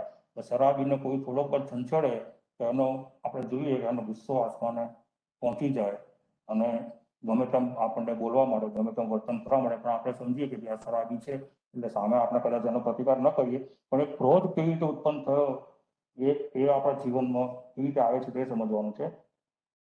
તો આના બધા સાથે મારામારી કરે છે. આ રીતે જીવને મોહનીય કર્મની ઉત્પત્તિના કારણે જીવના ચારિત્ર ગુણ પર પણ ઘાત થવાથી જીવ આ જગતને અને સ્વયં પોતાને પણ યથાર્થ રીતે સમજી શકતો નથી. તેને મિથ્યા રૂપે અને વિપરીત રૂપે સમજતો હોવાથી એનામાં ક્રોધ, માન, માયા, લોભ રૂપી ચાર કસાયેલી ચાર પ્રકૃતિ ઉત્પન્ન થાય છે. કારણ કે શરાબીને પણ પોતાને ખબર નથી કે હું કોણ છું, ક્યાં છું, મારું ઘર ક્યાં છે અને મારું સ્વભાવ શું છે, મારું સ્વરૂપ શું છે, મારા ઘરે મારે જવું જોઈએ, હું રસ્તામાં રખડી રહ્યો છું, રોડ ઉપર સુઈ રહ્યો છું, એવું જે અજ્ઞાન પણ એનામાં પ્રગટ થયું, એના કારણે એ બધું કરી રહ્યો છે. એ રીતે આપણને જે મોહનીય કર્મોની પ્રકૃતિના કારણે આપણા ચારિત્ર ગુણ ઉપર જે આવું મિથ્યા સ્વરૂપ, મારું પોતાનું સ્વરૂપ શું છે, મારો આત્મા શું છે, મારું હું કેમ અનંત ભાવથી ભટકી રહ્યો છું, એવું સાચું મારું સ્વરૂપ મને સમજ નથી. એટલે હું આ સંસારની અંદર વિપરીત રૂપે વર્તી રહ્યો છું અને વિપરીત રૂપે હું વર્તતો હોવાથી આપણને કોઈ પણ સંચડે ને એટલે આપણને ક્રોધ પ્રગટ થઈ જાય. કારણ કે મને મારું સ્વરૂપ જ ખબર નથી કે હું જ્ઞાન દર્શન રૂપ છું. મારો જ્ઞાન દર્શન એકદમ શાંત છે, સરળ છે, શીતલતા છે, મારો સ્વભાવ શીતલતા છે. પણ હું જેમ ગરમી મળતા પાણી ઉકળી જાય છે એમ હું પણ ઉકળી જઉં છું. એ ઉકળવાનું કારણ મોહનીય કર્મની પ્રકૃતિઓના કારણે આ બધું થઈ રહ્યું છે. કે જેને પોતાને જગતનું સ્વરૂપ ખબર નથી, મારું પોતાનું સ્વયંનું સ્વરૂપ ખબર નથી. એટલા માટે મારા આત્માની અંદર મને ક્રોધ, માન, માયા, લોભ રૂપી ચાર કસાય ઉત્પન્ન થાય છે. હવે જ્યારે જીવનું આયુષ્ય પૂર્ણ થાય તે પહેલા જો આ ચાર કસાયમાંથી બહાર નથી નીકળતો અને ચાર કસાયના ભાવમાં જ જો તે પોતાના પરભાવનું આયુષ્ય બાંધે છે અને તેના પછી પણ પોતાના પ્રત્યેક ભાવની અંદર જો આ ચાર કસાયમાંથી બહાર નથી નીકળતો અને અનંત ભાવ જો આ ચાર કસાયમાં વિતાવે છે તો તે કસાય અનંતા અનુબંધી ચાર કસાયનું રૂપ ધારણ કરે છે. કે જે આ પ્રકૃતિ મારું સ્વરૂપ ન સમજવાના કારણે, મારા આત્માને ન સમજવાના કારણે જે હું મિથ્યા સ્વરૂપ વર્તન કરી રહ્યો છું, હું પણ કરી રહ્યો છું, મારું કરી રહ્યો છું, જે મારું વિપરીત જ્ઞાન છે, મારી વિપરીત પ્રકૃતિ છે, તેના કારણે જે મને ચાર ક્રોધ, માન, માયારૂપ પ્રકૃતિ મારા અંતરાત્માની અંદર ઉત્પન્ન થઈ રહી છે, એને લઈને જો હું આગળ ગયો, હવે પછીના પર્વમાં ગયો અને એના પછીના ભાવના મનુષ્યનો જ મળવાનો છે મને ખબર નથી. તો જે પણ ભાવ મળશે એ ભાવમાં પણ એ ચાર પ્રવૃત્તિ પાછી આગળ એક્સટેન્ડ થવાની છે. આમ કરતા કરતા કરતા અનંત ભાવ સુધી આપણી એ પ્રકૃતિ આપણી સાથે ને સાથે રહે છે, જ્યાં સુધી જીવ પોતે પ્રયત્ન કરીને પુરુષાર્થ ઉપાડીને જ્યાં સુધી એ જીવ એ પ્રકૃતિનો ઉપશમ નથી કરતો અને જ્યાં સુધી એ ક્ષય નથી કરતો ત્યાં સુધી એની સાથે ને સાથે રહે છે. વર્તમાન ભાવ જે આપણને મળે છે, જે જીવવાણી આપણને મળી છે, જે જીવવાણીનો આપણે સ્વાધ્યાય કરી રહ્યા છીએ, જે જીવવાણીનું આપણે અધ્યયન કરી રહ્યા છીએ, એ એક જ માર્ગ એવો છે કે આ ચાર પ્રકૃતિમાંથી હું બહાર નીકળી જાઉં. એ બહાર નીકળી જઈશ અને ક્ષય કરીશ અને ઉપશમ કરીશ તો જરૂરથી હું અનંતાનુબંધીમાંથી બહાર નીકળી જઈશ તો મારા ભાવ પછી થશે. જે વસ્તુ કરવાની છે એ આ જ કરવાની છે. એ હવે આપણે આગળ કેવી રીતે કરવું એની વાત કરીશું. તો અહીં સુધી આપણે જીવને સંકિતી પ્રાપ્તિના ના થઈ શકે તેના કારણરૂપ આ સાત પ્રકૃતિની ઉત્પત્તિ કેવી રીતે એ સમજી ગયા કે આપણે જીવને આત્માની અનુભૂતિ કેમ નથી થતી, સંકિતી કેમ નથી પ્રાપ્ત થતી. દસના વર્ણના કારણે, મોહનીય કર્મના કારણે, મોહનીય કર્મની પ્રકૃતિના કારણે આપણે આ વસ્તુ નથી સંકિતી પ્રાપ્ત નથી કરી શકતા. અહીં સુધી એટલું સમજ્યું. હવે પછી આ સાત પ્રકૃતિમાંથી જીવ બહાર કેવી રીતે નીકળી શકે એ સમજવાની કોશિશ કરશું. અહીંયાથી હવે આપણે કેવી રીતે બચવું એની વાત આગળ સ્ટાર્ટ થાય છે. તો આ રીતે આપણે અનંત ભાવથી આ ચાર કસાય ક્રોધ, માન, માયા, લોભ ની અંદર સતત રચ્યા પચ્યા રહીને જ તેના જેવું જીવન વિતાવીએ છીએ. એટલે કે આપણે અત્યારે વર્તમાનમાં જે જીવન જીવીએ છીએ એ આ બધી પ્રકૃતિને જ ભોગવીએ છીએ, એનો જ ઉદય ચાલે છે અને એને જ આપણે ભોગવીએ છીએ, એમાં જ આપણે જીવન જીવીએ છીએ. એટલે આપણું જે વર્તમાન જીવન છે આ બધું એના થકી જ ચાલે છે. તો આ અનંતાનુબંધી રૂપ ચાર કસાય એટલા બધા ઘાટ અને ચીકણા કર્મરૂપ આપણા આત્માને ચોંટ્યા છે કે જ્યાં સુધી આ ચાર કસાયનું જો સમાધાન ન થાય ત્યાં સુધી આત્મા પ્રગટ થઈ શકતો નથી. અને જો આત્મા પ્રગટ નથી થતો તો તેની અનુભૂતિ કરવી તો બહુ જ દૂરની વાત થઈ ગઈ. અને આપણા આત્મા એટલો બધો ઘાટ અને ચીકણા આ ચાર કસાયથી ઢંકાયેલો છે કે તેની ચારે બાજુ ઘાટ ઘાટ અંધકાર રૂપ છવાઈ ગયું છે અને જીવ અને સ્વયં ભૂલી જ ગયો છે કે મારા આત્માનું સ્વરૂપ જેવું કંઈ છે કે નહીં. અને તે આત્માની જીવની સ્મૃતિમાંથી જ વિસરાઈ ગયો છે. તો આ જે આખી વાત કરી એ બધાનું પરિણામ શું આવ્યું? એ બધાનું પરિણામ એટલું જ આવ્યું કે મને મારા આત્મા જ વિસરાઈ ગયો છે, ભૂલાઈ ગયો. મને ખબર જ નથી કે મારો ત્યાં સુધી એમ જ માનું છું કે મારા થકી મારું આ જીવન ચાલે છે. પણ હકીકત એ છે કે તમારામાં જ્યાં સુધી આત્મા છે ત્યાં સુધી જ તમારું આ જીવન તમે જીવી શકવાના છો. આત્મા થકી જ અમારું જીવન ચાલે છે, નહીં કે મારા થકી ચાલે છે. હું તો એમ જ સમજી ગયો બેઠો છું કે મને 5 ઇન્દ્રિયો મળી છે, મારું મન મળ્યું છે અને મારું જીવન મળ્યું છે, મને જન્મ મળ્યો છે, જેના થકી મારું આ જીવન ચાલે છે. તો એ સૌથી મોટામાં મોટું અજ્ઞાનતા અને મોટામાં મોટું મિથ્યાત્વ છે. કે એટલું બધું અજ્ઞાનતા અને એટલું બધું મિથ્યાત્વ ગાઢ સ્વરૂપ અનંત ભાવથી આપણને ચોંટેલું છે કે આપણા આત્માની આજુબાજુ એક કાળું દિબાંગ અંધારું થઈ ગયું છે. અને અંધારું થવાના કારણે આપણે અંધારામાં આપણે પોતે આપણે જ ભૂલી જઈએ, આપણે દેખાતા નથી. એવી સ્થિતિ આપણા આત્માની થઈ છે કે હું સ્વયં આટલું બધું રખડતા આનંદ ભોગી મારું પોતાનું આત્માનું સ્વરૂપ જ હું વિસરાઈ ગયો છે. મને મારું એનું સ્વરૂપ જ ખબર નથી. અને સ્વરૂપ આપણને કોણ બતાવે છે? તો કે જીન વાણી બતાવે. અને માટે જ પરમાત્મા તેમની વાણીમાં સૌ પ્રથમ જે વાત સમજાવે છે એ છે કે હે જીવ, તું સ્વયં એક આત્મા છે અને તારું જીવન તું જે જીવી રહ્યો છું તે આત્માના અસ્તિત્વ પ્રગટ શક્ય નથી. પ્રત્યેક સમયનું તું જે જીવન જીવી રહ્યો છે તે તારા આત્માના અસ્તિત્વના કારણે છે, નહીં કે તને જે શરીર મળ્યું છે એના 5 ઇન્દ્રિય મળી છે તેના થકી તારું આ જીવન જીવાતું નથી. આ શરીરમાંથી જ્યારે આત્મા ચાલી જશે ત્યારે તારું આ શરીર અને 5 ઇન્દ્રિયો નિષ્ક્રિય થઈ જશે. અહીંયા આપણને જઈને જ કહીએ એક ગીત જે સ્તવન છે ગુરુદેવનું, હું આત્મા છું, હું આત્મા છું, હું આત્મા છું, એ સ્વાધ્યાયરૂપ કરવાની આપણે વાત કરેલી હતી. એની જે પાછળનો ભાવ છે કે જે મારો આત્મા અત્યાર સુધી મારાથી વિસરાઈ ગયો છે એને મારી સ્મૃતિમાં લાવવા માટે એ સ્તવન છે. એ સ્તવનનું જેટલું પણ આપણે એનું પ્રગટ કરીએ, ગુરુદેવના 5 સ્તવન એમાંના જ છે, એને પણ અલગ રૂપે લઈ શકાય છે અને એને પણ સંકીર્ણની સાથે જોડી શકાય છે. એમાંનું સૌથી પહેલું પગથિયું છે કે જે મારું સ્વરૂપ હું વિસરાઈ ગયો છું, સૌથી પહેલા હું એને યાદ કરું તો જ હું તેના સ્વરૂપ પ્રગટ કરી શકીશ. મારે અમેરિકા જવું છે, ઇન્ડિયામાં હું હતો, મારે અમેરિકા જવું છે તો અમેરિકા જેવું કંઈક છે એવું મારે માનવું તો પડશે ને પહેલા. એ તો ખાલી લોકો વાતો કર્યા કરે કે અમેરિકામાં આમ છે, અમેરિકામાં તેમ છે, અને હું જાણ્યા કરું ને સપના જોયા કરું અમેરિકા દેશ. પણ મારે સૌથી પહેલા માનવું પડશે કે અમેરિકા જેવો કોઈ દેશ છે કે નહીં. પહેલા એ જાણવું ને સમજવું પડશે, એના પર શ્રદ્ધા કરવી પડશે. કોઈએ આપણને તરત સમજાવી દીધું હોય અમેરિકા જેવું કોઈ છે જ નહીં, આપણે માન્યા કરીએ, સપના જોયા કરીએ મારે જવું છે, એ શક્ય થવાનું નથી.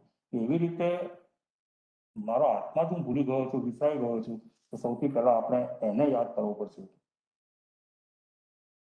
અને માટે જ પરમાત્મા તેમની તારું આ શરીર ને 5 ઇન્દ્રિય નિષ્ક્રિય થઈ જશે. આત્મા ચાલી જશે ત્યારે તારું આ શરીર અને 5 ઇન્દ્રિય નિષ્ક્રિય થઈ જશે. માટે તારા આત્માનો અસ્તિત્વનો તું સ્વીકાર કર. હવે સૌથી પહેલું સ્ટેજ છે, હું મારા આત્માના અસ્તિત્વનો સ્વીકાર કરું અને મારી સ્મૃતિમાંથી જે વિસ્મૃતિ થઈ ગયો છે એને તારા ચિંતન અને મનનમાં લાવીને તેના પર તું શ્રદ્ધા કર કે મારું અસ્તિત્વ, મારું જીવન આ આત્મા થકી જ શક્ય છે, એવી માન્યતા દ્રઢ કર અને તેના ઉપર જ પૂરેપૂરી શ્રદ્ધા કર. આ રીતે પરમાત્મા સૌપ્રથમ તેમની વાણીમાં આપણને આત્માને પામવા માટે તેનો સ્વીકાર કરીને તેની શ્રદ્ધા કરાવે છે. આ રીતે શ્રદ્ધા જો થઈ જાય તો જીવને પોતાના જીવન જીવવામાં પરિવર્તન આવી છે. આટલું ખાલી માનવાથી જ હું આત્મા છું અને મારું આ જીવન આત્મા થકી જ ચાલી રહ્યું છે, નહીં કે મને જે 5 ઇન્દ્રિય મળી છે અને મારું શરીર મળ્યું છે એના થકી મારું ચાલે છે, મારા હું પણ ચાલે છે, એવું તમે જો વિસરાવી દેશો અને આત્માનું અસ્તિત્વ સ્વીકારી લેશો, એના પર શ્રદ્ધા કરશો, કારણ કે અનંત ભાવથી તારી સાથે રહેલો છે, એના થકી જ તારું આ જીવન ચાલી રહ્યું છે, એવું માન સ્વીકારવું અને તેના પર શ્રદ્ધા કરવી. એટલું કરવાથી જ આપણા જીવનની અંદર એનું પરિવર્તન ચાલુ થઈ જાય છે. અને એ પરિવર્તન જ્યારે આવે છે ત્યારે તે એ જે 4 કસાય રૂપ ક્રોધ, માન, માયા, લોભ રૂપ જે જીવન જીવે છે તેનાથી દૂર થવાની કોશિશ કરે છે અને તેનો પુરુષાર્થ ઉપાડે છે. એ સૌથી પહેલા તો આટલું માનવાથી આપણા અંદર જે ક્રોધ, માન, માયા, લોભ રૂપ જે પ્રકૃતિ રહેલી છે એ પ્રકૃતિથી દૂર થવાની, આપણે એનાથી દૂર થવાની કોશિશ ચાલુ કરી દઈશું. આપણો પુરુષાર્થ ચાલુ થશે કે આ 4 પ્રકૃતિ એ મારી પ્રકૃતિ નથી, મારે આ બધું કરવા જેવું નથી, એનાથી મારો સંસાર અટકાવે છે, હું મારા આત્માનું ધ્યાન રાખું, આત્માથી દૂર થવું. જેવું તમે એનાથી દૂર કરે, આ 4 પ્રકૃતિ દૂર થવાની વાત કરશો, આત્માનો સ્વીકાર કરશો, એ 4 પ્રકૃતિનો જે ફોર્સ આપણને આવી રહ્યો છે ને એ ફોર્સ ધીરો પડશે, એ શાંત થવા તરફ જશે. જે ઉપર પાણી ઉપરતું હતું, તમે ગેસ બંધ કરી દો તો પાણી ધીરે ધીરે નીચે બેસી અને શાંત થવાની કોશિશ કરે. તો સૌથી પહેલા એવો સૂક્ષ્મ ભાવ આપણને થશે. તો હવે આ 4 જે કસાય છે, ક્રોધ, માન, માયા, લોભ, એમાંથી મુક્ત થવા માટે અથવા તેને દૂર કરવા માટે શું કરવું જોઈએ તે સમજીએ. તો હવે આ 4 કસાયમાંથી મુક્ત થવા માટે તો આપણે સૌપ્રથમ છે કર્મ પ્રકૃતિના બંધ, ઉદય, ઉદીર્ણ, સત્તા અને નિર્જરાથી બરાબર સમજાશે. કારણ કે આના વગર જે બાંધ્યા છે એનો બંધ સમજશું. જે આપણને ઉદયમાં ચાલી રહ્યા છે, આપણને ક્રોધ આવ્યો ત્યારે આપણો એ ઉદય ચાલી રહ્યો છે, એ ઉદયને સમજશું અને ઉદીર્ણ સમજશું. અને હજી તો ક્રોધ મારા અંદર પડી રહેલો છે, મારા આત્માની અંદર. ભલે અત્યારે મને કોઈ ક્રોધ નથી કરાવતું, પણ હવે પછીની પળમાં 15 મિનિટમાં કોઈ મારા માટે જો ખરાબ બોલી ગયું તો મને પાછો તરત 15 મિનિટ પછી ક્રોધ આવી શકે છે. તો એ જે ક્રોધના કર્મ પ્રકૃતિ હતી એ મારા સત્તામાં પડી રહી છે, એટલા માટે આવી. મારામાંથી એક સહેજ થઈ જાય, મારામાંથી ઉપશમ જ થઈ જાય તો કોઈ તમને ગમે તેટલું છંછેડે મને ક્રોધ આવશે જ નહીં, કારણ કે મારા આત્માની પ્રકૃતિમાંથી દૂર થઈ ગઈ છે, તો મને નહીં આવે. તો જો પાછું બધી 15 મિનિટ પછી આપણને એમ લાગતું કે હું ક્રોધ કરી શકું છું, તો મારી સત્તામાં પડી રહી છે અને તેની નિર્જરા એટલે એને દૂર કરવું, આત્માના પ્રદેશ ઉપરથી તેને દૂર કરવું. આ 4 વસ્તુ સમજશું. પહેલી ઉપરથી એકદમ સરળતાથી સમજાવું છું, એમાં ડિટેલમાં બહુ નહીં જવાય. ડિટેલમાં જશો તો સબ્જેક્ટ આપણો અલગ થઈ જશે. તો આપણે મોહનીય કર્મની કુલ પ્રથમ 7 પ્રકૃતિને સમજેલા. તેમાંની 4 આ અનંતાનુબંધી ક્રોધ, કસાય, ક્રોધ, માન, માયા, લોભ અને દર્શન મોહની 3 પ્રકૃતિ, સમ્યક અથવા મોહની, મિશ્ર મોહની, મિથ્યાત્વ મોહની. તો સૌ પ્રથમ તો આ મોહનીય કર્મની 7 પ્રકૃતિને જીવ કેવી રીતે મુક્ત થઈ શકે તેને સમજવાની જરૂર છે. તો પરમાત્માએ પોતાની વાણીમાં સમજાવ્યું છે કે આ 7 પ્રકૃતિ તે જીવ ક્યાં તો ઉપશમ કરી શકે છે અથવા તો તેનો સંપૂર્ણ ક્ષય કરી શકે છે, અથવા તો ક્ષય અને ઉપશમ બંને એક સાથે કરી શકે છે, જેને આપણે ક્ષયોપશમથી જાણીએ છીએ. તો આ રીતે જીવ જો આ 3 જે આત્માની અવસ્થા છે તેને સમજશે અને તેને જો સાધન બનાવશે અને તેના ઉપર પોતાનું ધ્યાન કેન્દ્રિત કરીને આ 3 રીતે આ 7 પ્રકૃતિનો ઉપશમ, ક્ષય અથવા ક્ષયોપશમ કરશે તો જરૂર તેમાંથી તેને મુક્તિ મળશે. એટલે આપણે આપણા જેમ આગળ કીધું કે મોહનીય કર્મ મોહનીય કર્મમાંથી બહાર નીકળવું છે તો શું કરવું પડે? તો કે જે એની આ પ્રથમ 7 પ્રકૃતિ અનંતાનુબંધી રૂપ અને દર્શન મોહનીની છે, એ પ્રકૃતિનો ક્યાં તો તમે ઉપશમ કરી શકો છો, ક્યાં એનો ક્ષય કરી શકો છો, અને ક્યાં એનો ક્ષયક્ષમ કરી શકો છો. ઉપશમ કરવું, હવે એને ઉપશમ કરવું એટલે શું? ક્ષય કરવો, અને એ ક્ષય કેવી રીતે કરવો એની વાત આવે છે. ક્ષયક્ષમ કેવી રીતે કરવો? આ વસ્તુ થવાથી એ આપણા આત્માના પ્રદેશ ઉપરથી નીકળી જાય છે. અને એક વખત એ કાર્બન વળગવાના પૂતગલો અથવા એ પ્રકૃતિ તમારા આત્મામાંથી નીકળી ગઈ તો પાછી ક્યારેય તમને આત્મામાં આવતી નથી. એટલે એનો સ્વાધ્યાય કરવો, એનો સાધના કરવી, એને સાધના કહેવાય છે. જે સાધુ ભગવંતો દીક્ષા લે છે અને પોતે પોતાનું જીવન જીવે છે, જે સાધના કરી રહ્યા છે, એ સાધના રૂપ જ આ જ વસ્તુ કરવા રૂપ જ એ સાધના છે. હવે ઉપશમ એટલે શું? કે ઉપશમ કરવું એટલે કે તે પ્રકૃતિને દબાવી દીધી. જેમ વાસણમાં કચરાયુક્ત પાણી હોય અને તે વાસણમાં કચરો વાસણના તળિયે જમા થઈ જાય અને પાણી ઉપર ઉપર ચોખ્ખું થઈને તરતું હોય અને તેમાં નીચે જમાવેલો કચરો સ્પષ્ટ દેખાતો હોય તો એમ કહી શકાય કે પાણી એ કચરાને નીચે ઉપશમ કરી નાખ્યો છે. અને ક્ષય કરવો એટલે કે પાણીમાંથી કચરાને બહાર ફેંકી દેવો, એટલે કે પાછો તે પાણીમાં ભળી જ ન શકે, બંનેનું અસ્તિત્વ જ અલગ થઈ જાય, પાણીનું અને કચરાનું અસ્તિત્વ જ અલગ થઈ જાય. એટલે કે પાણીમાંથી કચરાનો ક્ષય કરી નાખ્યો, તેનો નાશ કરી નાખ્યો. તો હવે આ સિદ્ધાંત આપણે આપણા હાથમાં અને તેને ગાઢ રૂપે ચોંટેલા ખડકોને કેવી રીતે ઉપશમ કરીશું, ઉપયોગ કરીશું તે સમજાવશું. તો આપણે બહુ સિમ્પલ વસ્તુ છે, આપણે જાણી લીધું કે ઉપશમ કરવું એટલે શું? તો કે કચરારૂપ પાણી મિક્સ હોય, કાદવરૂપ પાણી મિક્સ થયેલું હોય ત્યારે આપણને કેવું દેખાય? એનો કલર બલર બધું બદલાઈ ગયેલું હોય, એનું પાણી જેવું ચોખ્ખું નિર્મળ ને એવું દેખાય નહીં. પરંતુ એ વાસણની અંદર પાણીને તમે મૂકી રાખો, શાંત કરી રાખો, એને હલાવો નહીં અને બહુ ચંચળો નહીં, તો એ કચરો ધીરે ધીરે નીચે જામી જાય. એ કચરો એટલે શું છે? એ કચરો એટલે મારા દોષ છે, મારા ક્રોધ માન માયા રૂપ, માયા અને લોભ રૂપ જે કચરો છે એને દોષ કીધા છે. એ દોષ છે એ જ્યાં સુધી આત્માની અંદર ભરેલા રહે છે ત્યાં સુધી આત્મા સ્વયં એનું પોતાનું સ્વરૂપ પ્રગટ નથી કરી શકતો. એટલે કે હું પણ ને મારાપણું જો આવતું હોય એ કચરાથી ભેળવેલું પાણી છે. એટલે કે મારા આત્માની અંદર એ કચરો ભરેલો છે તો તમને હું પણ મારાપણું આવે. હવે એ કચરો પાણી નીચે શાંત બેસી જાય, ચોખ્ખું પાણી ઉપર તરતું હોય, પરંતુ તમે જ્યારે ચોખ્ખું પાણી ઉપરથી જોતા હોય ત્યારે નીચે કચરો જમા થયેલો છે એ તમે જોઈ શકો છો. એનો મતલબ એવો થયો કે જો તમે તમારા ક્રોધ માન માયા લોભની પ્રકૃતિને ઉપશમ કરી રહ્યા છો ત્યારે તમને તમારા પોતાના દોષ દેખાઈ રહ્યા છે. જેમ પાણીને જોવાથી પાણીની અંદર રહેલા કચરાને બંનેને સ્પષ્ટ અલગ અલગ રૂપે જોઈ શકીએ છીએ, ચોખ્ખું પાણી પણ અલગ દેખાય છે, નીચે જમા થયેલો કચરો પણ આપણને અલગ દેખાય છે. એવી રીતે જ્યારે આપણા અંદર ઉપશમ ભાવ પ્રગટ થાય તો ઉપશમ ભાવ પ્રગટ આપણે કરવો હોય તો જો હું મારા દોષને જોતો થઈશ, મારા અંદર ક્રોધ રહેલો છે, મારા અંદર માન રહેલું છે, મારા અંદર લોભ રહેલો છે, મારા અંદર માન પણ રહેલું છે, એ જે મારા 4 દોષ કચરારૂપ છે એના પર મારી દ્રષ્ટિ પડશે તો એ કચરો શાંત થશે. એ આત્મામાં જ છે, આત્મામાંથી ગયો નથી, પણ તમે એને જોઈ શકો છો અને તમે એની નિર્મળતાને પણ જોઈ શકો છો. તમે એમાં ભળી નથી જતા, એટલે તમારા દોષ તમે ચોખ્ખા જોતા થઈ જશો તો જરૂરથી એ દોષો ઉપશમ થાય છે, એ શાંત થાય છે. એ પણ કેવી રીતે થાય છે આગળ આપણે એને સમજશું. એટલે તો સૌ પ્રથમ તો આપણા આત્મા ઉપર અનંત ભવોથી અનંતા કર્મોની સાથે આપણા આત્માનો બંધ થયેલો છે. એટલે કે બંધ થયો એટલે કે આત્માએ પોતે જાણતા કે અજાણતા અનંત કારણો વળગવાનો બંધ કર્યો છે. બંધ થવો એટલે શું? કે આત્માનું કારણો વળગવાના પૂતગલો સાથે તેનું જોડાણ થવું, બંને એકબીજામાં મિક્સ થઈ જવું. કારણ કે જો અનંતા કર્મોનો બંધ થયો હોય તો તેનો ઉપશમ અને ક્ષય કેવી રીતે કરવો?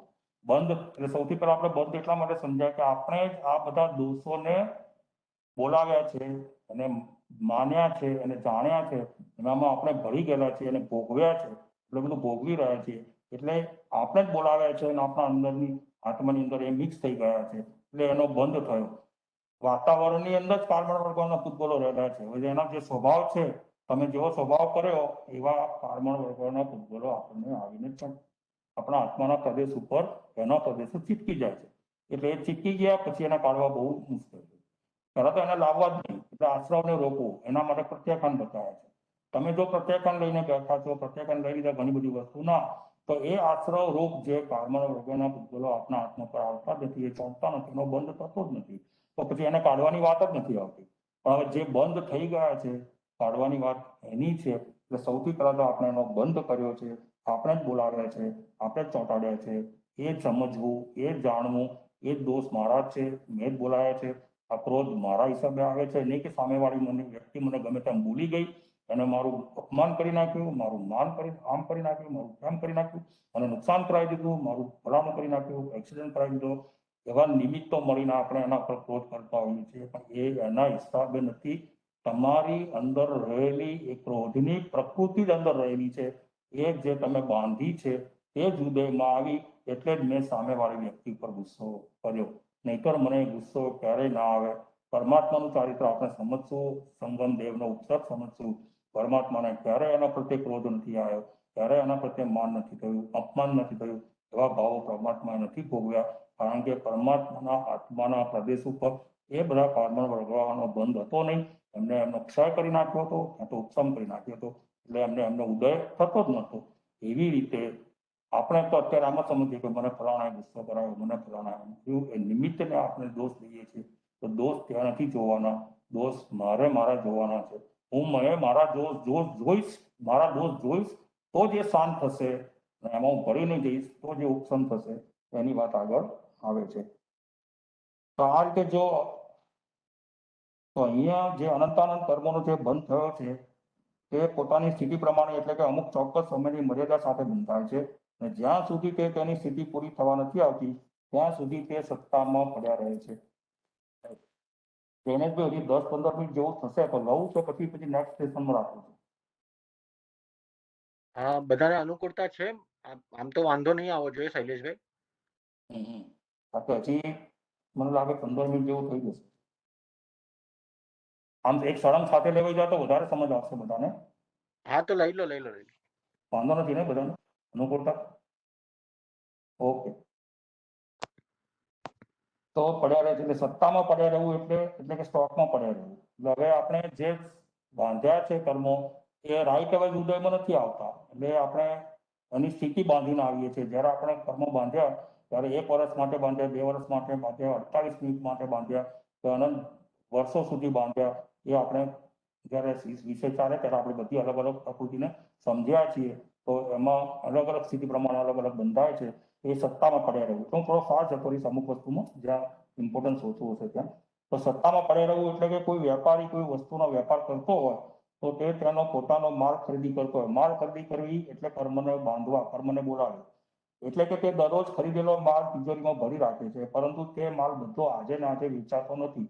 એટલે જ્યાં સુધી તે વેચાતો નથી ત્યાં સુધી તે તિજોરીમાં ભરેલો છે. એ તિજોરીમાં ભરેલો માલ તે વેપારીની સત્તામાં રહેલો છે.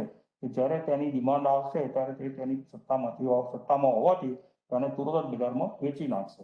એટલે આ એક સમજાવવા માટે કે સત્તામાં પડી રહેવું એટલે શું, એનું એક એક્ઝામ્પલ આપ્યું છે કે અહીંયા હવે જે માલની ખરીદી કરીને તેનો બંધ થયો, તિજોરીમાં પડ્યો છે, તે તેની સત્તામાં છે.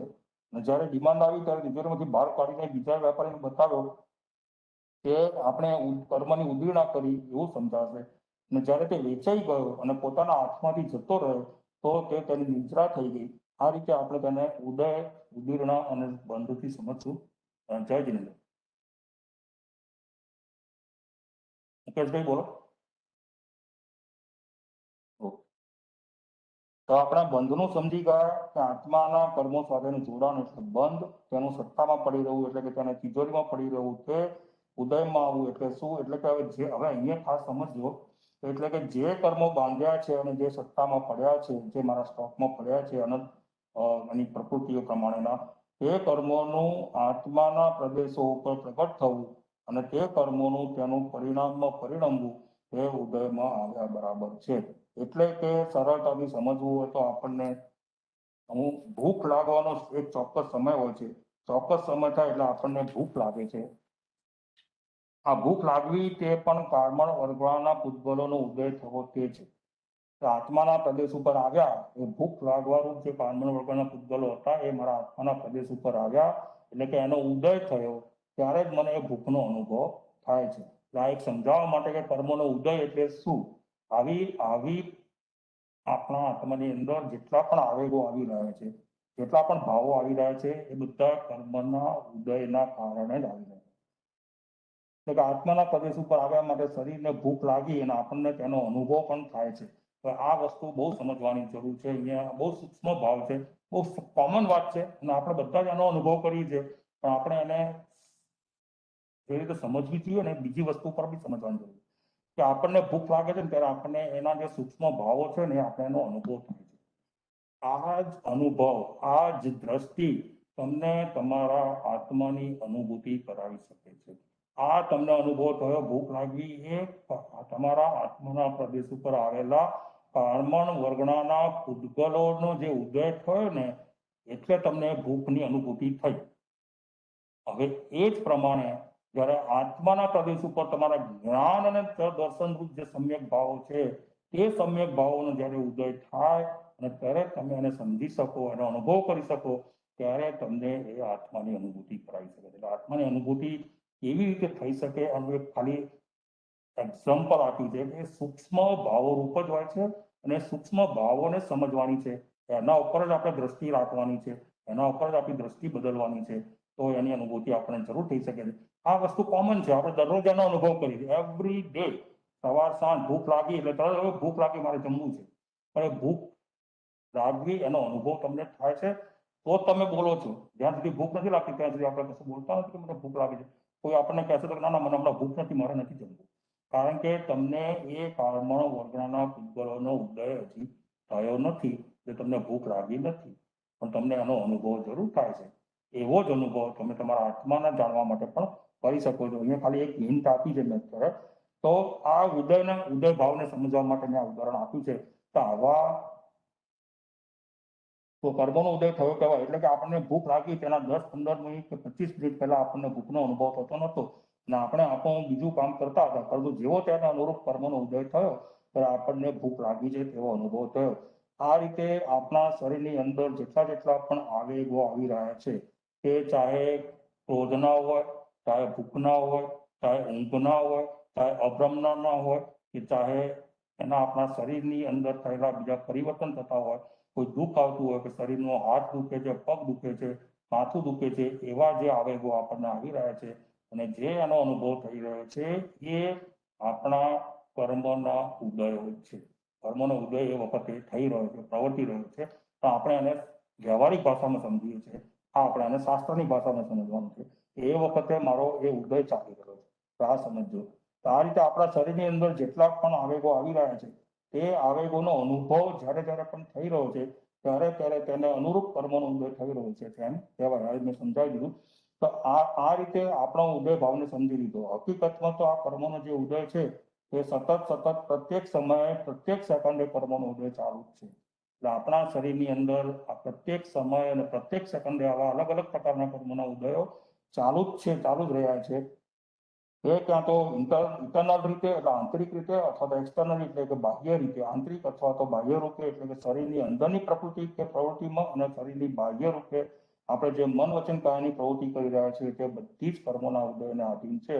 અને આ તમામ ઉદયોનો સમ્યક ભાવથી અથવા સંથા ભાવથી તેનું વેદન કરવું તો તેની નિદ્રા થાય છે અને તે સૂક્ષ્મ ભાવમાં પરિણમે છે અને જે સ્થૂળ ભાવમાં પણ પરિણમે છે. આપણને તો ફક્ત સ્થૂળ એટલે કે મોટા મોટા ભાવોનો જ અનુભવ થાય છે, સૂક્ષ્મ ભાવોનો આપણને અનુભવ થતો નથી. તો આ રીતે ભૂખના ઉદાહરણથી આપણે કર્મનો ઉદય ભાવને સમજ્યો. હવે જ્યારે આપણને ભૂખ લાગે છે અને આપણે ભોજન કરીએ છીએ, હવે આ સમજો ખાસ, આપણને ભૂખ લાગી અને આપણે એ ભૂખનો ઉદય શાંત કરવા માટે આપણે શું કરીશું કે આપણે એનું ભોજન કરીશું. ત્યારે આપણે એ ઉદય ભાવમાં ભળી ગયા કહેવાય. એટલે કે જો ભૂખ લાગી અને આપણે જમ્યા તો આપણે એ જે આપણો ઉદય ભાવ હતો એમાં આપણે ભળી ગયા. એ ભળી જવાથી શું થશે? એટલે આપણી ભૂખ શાંત થઈ જવાય છે, ભૂખ મટી જાય છે, ભૂખ શાંત થઈ જાય છે. જે કર્મનો ઉદયમાં આવ્યા હતા તેનું સમાધાન થઈ ગયું. એટલે જે કર્મ ઉદયમાં આવ્યા હતા એનું સમાધાન આપણે ભોજન જમી અને કરી નાખ્યું. પણ હવે આગળ શું થશે જોજો. એટલે કે એ ઉદય ભાવની નિદ્રા થઈ ગઈ કહેવાય. એટલે જે કર્મ ઉદયમાં આવ્યા હતા એને તમે ભોગવી લીધા સમ્યક રીતે, એની નિદ્રા થઈ ગઈ. એટલે આપણા મારા આત્માના પ્રદેશ ઉપરથી એ વખતે જે ભૂખરૂપી કર્મના ઉદય હતા એ નીચરી ગયા, જતા રહ્યા, છાય થઈ ગયો અને નીકળી ગયા. પરંતુ જ્યારે આપણને ભૂખ લાગી અને ભોજન ગ્રહણ કર્યું અને એ ભોજન ગ્રહણ કરતા કરતા જો આપણે કોઈ પણ પ્રકારના રાગ દ્વેષ કર્યા, એટલે કે આ ભોજન બહુ જ સરસ હતું, મને બહુ જ ભાવ્યું, આવું ભોજન મને દરરોજ મળવું જોઈએ, અથવા તો એનો ત્યાં આપણે એનો રાગ કર્યો અને ત્યાં તો આપણે ભોજન પર દ્વેષ કર્યો કે આ ભોજન સારું નહોતું, મને તો બિલકુલ ભાવ્યું નહીં, મને સંતોષ થયો નહીં, આમાં મીઠું ઓછું હતું, આમાં મરચું વધારે હતું, આવું તે ભોજન હોતું હશે, આપણે બનાવ્યું છે અને બનાવનાર ઉપર આપણે એને ક્રોધ વગેરે ભાવનું જો સેવન કર્યું, તો તમે પાછા ફરીથી તેના નિમિત્તના કર્મનો બંધ કરી દીધો.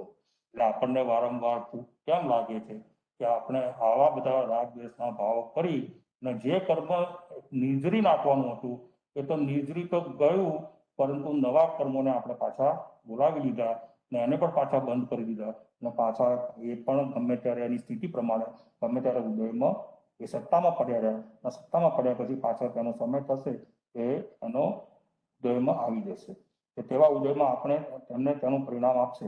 આ રીતે આપણે અનંત ભૌતિક કરી રહ્યા છીએ. આ વસ્તુ પર આપણી દ્રષ્ટિ જ નથી અને આ જ વસ્તુનું જીવન આપણે અનંત ભૌથી આવું જીવી રહ્યા છીએ કે કર્મ ઉદયમાં આવે છે અને નિદ્રા કરી પાછો ફરીથી એનો બંધ કરી દીધો, પાછું ઉદયમાં આવે છે ફરીથી નિદ્રા કરી ફરીથી પાછો એનો બંધ કરી દીધો. બચવાનું અહીંયા છે, અહીંયા કેવી રીતે બચવું આપણે જોઈએ. પરંતુ જો આપણે ભોજન સમ્યક ભાવથી સમતા ભાવથી જેવું આવ્યું તેવું, તેમાં રાગ કે દ્વેષના ભાવને ભેળવ્યા વગર, એટલે આ ખાલી ભોજન પૂરતું જ નથી, આવા કર્મના પ્રત્યેક ઉદયની અંદર આપણે આવી રીતે વર્તવાનું છે. આ ભોજન તો એક ખાલી ભૂખનું ઉદાહરણ આપીને સમજાવું છું કે ઉદય કોને કહેવાય, બંધ કોને કહેવાય, ઉદયના કોને કહેવાય, નિદ્રા કેવી રીતે થાય અને એમાં આપણે ભળી જવું કોને કહેવાય, એ આ ઉદાહરણથી સમજાવું છું. પણ આવા આપણા અંતરાત્માની અંદર જેટલા પણ ઉદય આવી રહ્યા છે બધામાં આપણે આ નિયમ લાગુ પડે. એટલે જો આપણે ભોજન સમ્યક ભાવથી સમતા ભાવથી જેવું આવ્યું તેવું, તેમાં રાગ કે દ્વેષના ભાવને ભેળવ્યા વગર ભોજન કરીને ભૂખનો સંતોષ કરીને ખતમ કરી નાખી તો નવા કર્મનો બંધ થતો નથી અને એ વખતે ઉદયમાં આવેલા ભૂખના કર્મની નિદ્રા કરી દીધી. માટે જે સમયે જે કર્મ ઉદયમાં આવ્યું હતું તેનો ક્ષય થઈ ગયો. એટલે ઉપસમને ક્ષય સમજાવું છું. હવે આ સિદ્ધાંતથી આપણે ક્રોધ, માન, માયા અને લોભ રૂપી ચારેય કશાને સમજીને તેનું નિરાકરણ કરવું જોઈએ. એટલે કે જ્યારે જીવને કોઈ પણ નિમિત્તથી જો ક્રોધ આવી જાય છે અને જો તમે એ ક્રોધ પ્રત્યે, ક્રોધ કરનાર વ્યક્તિ પ્રત્યે અંતર્મનની અંદર અને બહાર પણ જો તમે તેનો પ્રતિકાર નથી કરતા, તેમાં ભળી નથી જતા અને તેના પ્રત્યે કોઈ પણ પ્રકારનો રાગ કે દ્વેષ પણ નથી કરતા, તો તે ઉદયમાં આવેલા ક્રોધની પ્રકૃતિ શમી જશે, એટલે કે તેનો ઉપશમ થઈ જશે, તે આત્માના પ્રદેશ ઉપરથી હટી જશે અને તે અંતર્મનની અંદર દબાઈ જશે અને એ ઉપશમ થયેલો ક્રોધ પાછો પણ આત્માને મલિન કરીને ઉદયમાં આવી શકે છે. એટલે આ ઉપશમ ભાવ સમજાવે છે ક્રોધના ઉદાહરણથી. દાખલા તરીકે જો આપણને કોઈએ ક્રોધ કરાવ્યો, પરિસ્થિતિ એવી છે કોઈ મોટી વડીલ વ્યક્તિએ ક્રોધ કરાવ્યો તો આપણે મનોમન શમી જઈએ છીએ કે ભાઈ વડીલનું હું ક્યાં સામે જવાબ આપું, ક્યાં એના પ્રત્યેનું ઉદય અને આપણે એ ક્રોધની અંદર ભળી નથી જતા, કારણ કે સામે પરિસ્થિતિ એવી છે કે મારાથી એ ક્રોધનો પ્રતિકાર થઈ શકે એમ નથી. એટલે હું શાંત રૂપે રહું છું, તો એ વખતે આપણે એમને કોઈ જવાબ આપતા નથી, તો એ વખતે મેં મારા ક્રોધની પ્રકૃતિનું ઉપશમ કર્યું કહેવાય અને શાંત કરી દીધા. એક વખત માટે આત્માના પ્રદેશ ઉપર નીચે પાણી જેમ કચરો જમા થઈ જાય એ રીતે જમા થઈ ગયો, પણ એ હજી ગયા નથી, અંદર અંદર પડ્યા રહે છે. એનો આપણે ઉપશમ જ કર્યો છે. એ વખતે આપણે શાંત થઈ ગયા, નીકળી ગયા, આપણું મન પણ વિચલિત ન થયું, નીકળી ગયા, તો આપણે એમને ઉપશમ કરીને નીકળી ગયા અને સામે પ્રતિકાર ન કર્યો, પરંતુ આત્માના પ્રદેશ ઉપર હજી એ અંદર રહેલા છે, સત્તામાં રહેલા છે, પાછા ગમે ત્યારે ઉદયમાં આવી શકે છે. એટલે અંતર્મનની અંદર દબાઈ જશે અને એ ઉપશમ થયેલો ક્રોધ પાછો પણ આત્માને મલિન કરીને ઉદયમાં આવી શકે છે. પરંતુ જો તમે ક્રોધ કરાવનાર વ્યક્તિ પ્રત્યે જો અંતરના ભાવથી ક્ષમા આપી દેશો અને તે વ્યક્તિ પણ જો તમને અંતરના ભાવથી ક્ષમા કરી દે અને તમારા સંબંધો કોઈ પણ પ્રકારના રાગ દ્વેષ વગર નોર્મલ થઈ જાય, હવે પછી તમે બંને જ્યારે સામસામા આવવાનું થાય અને તમારા બંનેના અંતરના પરિણામો જો બગડતા નથી, તો તે તમે કર્મનો ક્ષય થઈ ગયો કહેવાય. પહેલા ઉપશમ ભાવ સમજાયો કે આપણે એનો પ્રતિકાર ન કર્યો, આત્માના અંદર રહી ગયા અને શાંત પડે એને જમાવી દીધા અને આપણે ત્યાંથી નીકળી ગયા, કશું કીધું નહીં, દેખી લઈશું, ગમે ત્યારે સમય આવશે ત્યારે આપણે એનો જવાબ આપીશું, એવો ભાવ મનમાં રાખ્યો તો એ ઉપશમ થયેલો ભાવ ક્રોધ અંદર અંદર પડ્યો રહે, પાછો ગમે ત્યારે ઉદયમાં આવી શકે. એની જગ્યાએ જો તમે ક્રોધ કરાવનાર વ્યક્તિ પ્રત્યે જો અંતરના ભાવથી ક્ષમા આપી દીધી તમે આનો દોષ ન જોયો, એટલે જ આપણને ક્ષમાનું મહત્વ સમજાવ્યું છે. પર્યુષણનું મહત્વ પણ એટલે જ છે, સંવત્સરીનું મહત્વ પણ એટલે જ છે કે આ બધી પ્રકૃતિનો હું ક્ષય કરી શકું, ક્ષમા આપી દઉં. મને જે વ્યક્તિએ ક્રોધ કરાયો, મેં એની ભૂલ ન જોઈ, મેં મારી ભૂલ જોઈ, મારા દોષ જોયા, એ વ્યક્તિને મેં કહી દીધું મિચ્છામિ દુક્કડમ, હું તને માફ કરું છું, મારાથી ભૂલ થઈ ગઈ. એ તમે પણ સ્વીકારી લીધી, સામેવાળી વ્યક્તિએ પણ પોતાની ભૂલ સ્વીકારી લીધી કે મારી પણ ભૂલ થઈ ગઈ, મારા આવું ન કરવું જોઈએ, મારા આવું ન બોલવું જોઈએ, હું પણ તને ક્ષમા આપી દઉં છું. બંને જણાની સામે ક્ષમા થઈ જાય, બંને જણાનું સામે દુક્કડમ થઈ જાય, અને પછી પણ જ્યારે પણ તમે બે વ્યક્તિ પાછી સામે મળે, પણ તમારા અંતર્મનની અંદર એ જે ઘટના ઘટી ગઈ હતી એનું રંજ માત્ર પણ દોષ ન હોય, બંને ખૂબ જ ઉત્સાહથી મળે, એના પ્રત્યેનો કોઈ રાગ કે દ્વેષ ન હોય, એવી પરિસ્થિતિ જ્યારે ઉત્પન્ન થાય ત્યારે આપણે એવું કહી શકાય કે મેં મારા અંતર્મનની અંદર રહેલો જે ક્રોધ હતો એનો ક્ષય કરી નાખ્યો, કારણ કે પાછો ફરીથી હવે ઉદયમાં આવવાનો નથી. તો આ રીતે આપણે આપણી પ્રકૃતિનો ક્ષય કરી નાખીએ છીએ કે બંને સામસામા મળે ત્યારે આના પરિણામો બગડતા નથી. એટલે તમારા અંતર્મનની અંદર બંનેના મનની અંદર નિરાકુરતા ભાવ પ્રગટ રહેતો હોય તો એ આપણે એનો ક્ષય કરી નાખ્યો ત્યારે. માટે જ પરમાત્માએ જૈન દર્શનમાં ક્ષમારૂપી એક અમોઘ શસ્ત્ર આપણને આપ્યું છે ના ક્રોધરૂપી પ્રસારને જીતવા માટે. પરંતુ જો તમે ઉદયમાં આવેલા ક્રોધ પ્રત્યે રાગ દ્વેષ કરીને તેમાં ભળી ગયા અને તેનો પ્રતિકાર કર્યો અને સામેવાળી વ્યક્તિને અપમાનિત કરીને તેના દુઃખ પહોંચાડ્યું, તો તમે ફરીથી એ કર્મોનો નવેસરથી બંધ કરી દીધો અને પાછું તે ગમે ત્યારે ઉદયમાં આવી શકે અને તમને નુકસાન કરી દેશે. આપણું આ પ્રકારનું જે વર્તન છે તે જ આપણને આત્માથી દૂર અને દૂર લઈ જાય છે અને આત્માની અનુભૂતિ થવા દેતી નથી. ઉત્તમ બતાવે, ક્ષય બતાવે, પાછા ભળી જવાની વાત આવી. જય જીનેન્દ્ર. એટલે ત્રણ સ્થિતિ અલગ અલગ બતાવી, ઉપસમની સ્થિતિ બતાવી, તમે તમારા અંતરાત્માથી કાઢી નાખવાની સ્થિતિ બતાવી, અને ત્રીજી સ્થિતિ બતાવી જે આપણે થઈ જાય પછી જે વર્તમાનમાં આપણે અત્યારે કરી જ રહ્યા છીએ. કોઈ આપણને ક્રોધ કરાવે તો આપણે એના વિશે રાગ દ્વેષ કરીએ છીએ અને એના પ્રત્યે ગમે તેમ બોલીએ છીએ, ત્યારે સારું બોલીએ કે ખરાબ બોલીએ, પાછા આપણે કર્મોનો બંધ કરી દઈએ છીએ, પાછા આપણે એને કર્મનો ઉદયમાં લાવી દઈએ અને એને સત્તામાં પડ્યા રાખીએ અને એ જીવન જીવીએ છીએ. એમાંથી દૂર નીકળી એની જગ્યાએ જે ક્ષમારૂપ જીવન જીવવાની વાત આવી તો એ રીતે આપણે એને ક્ષય કરી શકીએ છીએ. પરંતુ ઉદયમાં આવેલા કર્મોને જેમ આગળ સમજાવ્યું તેમ તેના ઉપસમ કરી નાખ્યો અથવા તો ક્ષય કરી નાખ્યો તો જરૂરથી તે તમને આત્માની નજીક લઈ જાય છે અને તેની અનુભૂતિ પણ કરાવી શકે છે. અને જો આગળ બતાવ્યું તેમ ઉપસમ પણ કર્યો અને ક્ષય કર્યો તો એ તમને આત્માની અનુભૂતિ કરાવી શકે છે. અને જો એનો બંધ કર્યો તો તમને આત્માથી તમને દૂર લઈ જાય છે, તમને આત્માની અનુભૂતિ કરવા જ નથી દેતો. તો આ ત્રણ અલગ અલગ પરિસ્થિતિ સમજાવી. આ રીતે આપણે ઉદયમાં આવેલા કર્મોની ત્રણ અલગ અલગ પરિસ્થિતિ બતાવી. તો ત્રણેય અલગ અલગ પરિસ્થિતિ પણ ક્યારે અને કેવી રીતે ઉદ્ભવે છે તે પણ સમજી લઈએ. 5 મિનિટ થશે મારા હિસાબે, કદાચ હવે 5 મિનિટ થશે. હવે આપણો પહેલા સમજ્યા કે જો ક્રોધનો જ્યારે ઉદય થઈ રહ્યો છે ત્યારે જ્યારે આપણે ક્રોધ કરાવનાર વ્યક્તિનો પ્રતિકાર કરીએ છીએ, તેની સાથે મન વચન કાયાથી ગમે તેમ વર્તન કરીએ છીએ અને ગમે તેમ બોલીને આત્માને જો આપણે દુઃખ પહોંચાડીએ છીએ, ત્યારે આપણને જે આગળ જોઈ ગયા છે દર્શન મોહનીય કર્મની મિથ્યાત્વ મોહનીય કર્મના ઉદયના કારણે થાય છે. કારણ કે આપણે તેને સત્ય રૂપે સમજી નથી શકતા, એટલે સામેવાળી વ્યક્તિનો દોષ જોઈને તેને દુઃખ પહોંચાડીએ છીએ, તે નવા કર્મનો બંધ કરીએ છીએ. તે મિથ્યાત્વ મોહનીય કર્મની પ્રકૃતિના ઉદયમાં આવે છે. આ દર્શન મોહની ત્રણ પ્રકૃતિની ત્રણ અલગ અલગ સ્થિતિ બતાવું છું કે જો આપણે ક્રોધ કરાવનાર વ્યક્તિ પ્રત્યે પ્રતિકાર કર્યો, એના પ્રત્યે રાગ દ્વેષ કર્યો અને આપણે એને જે બી બોલવાનું બોલી દીધું અને ફરીથી નવા કર્મનો બંધ કર્યો, તે કેમ થયું? એટલા માટે થયું એ વખતે મારા દર્શન ગુણનો જે ત્રણ પ્રકૃતિ છે, મિથ્યાત્વ મોહનીય કર્મની જે પ્રકૃતિ છે, હું એ વખતે મિથ્યાત્વમાં હતો, મારા દોષ જોવાના હતા, એની જગ્યાએ મેં સામેવાળાના દોષ જોયા. એ મિથ્યાત્વના કારણે બને છે, અજ્ઞાનતાને કારણે બને છે. મેં પરમાત્માની વાણીને બરાબર સમજી નથી એટલે એવું થયું. એટલે એ જે પ્રકૃતિ હતી એ મારી મિથ્યાત્વ મોહનીની પ્રકૃતિ ઉદયમાં આવેલી, એટલા માટે મેં તેનો પ્રતિકાર કર્યો, તેનો રાગદ્વેષ કરીને પાછો બંધ કરી નાખ્યો. તે ઉપરાંત બીજી પરિસ્થિતિ જોઈ કે આપણે ઉદયમાં આવેલા ક્રોધને ક્ષમતાથી અને સમ્યક રૂપે સહન કરીને સામેવાળી વ્યક્તિને ક્ષમા આપી દીધી અને સામેવાળી વ્યક્તિએ તમને ક્ષમા આપી દીધી અને સંબંધોને એકદમ નોર્મલ બનાવી દીધા. તો આ જે પરિસ્થિતિ ઉદયમાં આવી તે સમ્યકત્વ મોહનીય કર્મના ઉદયના કારણે આવી. કારણ કે આપણે તે પરિસ્થિતિને સમજીને પરમાત્માની વાણી પ્રત્યે શ્રદ્ધા કરીને પરમાત્માની આજ્ઞાને અનુરૂપ ક્ષમા આપીને સંબંધોને નોર્મલ કરી દીધા. તો તે સમ્યકત્વ મોહનીય કર્મના ઉદયના કારણે શક્ય બન્યું. ત્યારે મેં એક સામેવાળી વ્યક્તિને ક્ષમા આપી, સામેવાળી વ્યક્તિએ મને ક્ષમા આપી, બંનેને મિથ્યાન દુકરણ કર્યા, આત્માના પ્રદેશ ઉપરથી ક્રોધના કારમણ વર્ગના પુત્રોનો ક્ષય કરી નાખ્યો. એ ક્યારે શક્ય બન્યું કે મેં પરમાત્માની વાણી પર શ્રદ્ધા રાખેલી હતી. એ શ્રદ્ધાને અનુરૂપ મેં મારા ચારિત્રનું તેનું વર્તન કર્યું. પરમાત્માએ ક્ષમાનો જે બોધ આપણને આપેલો હતો, ક્રોધની સામે ક્ષમા એ મારે કરવી જોઈએ એવું હું સમજેલો, જાણેલો, જીવનમાં ઉતારેલું. એના મેં ક્ષમા આપી એટલે સામેવાળી વ્યક્તિ પણ સરળ થઈ ગઈ, એને પણ ક્ષમા આપી.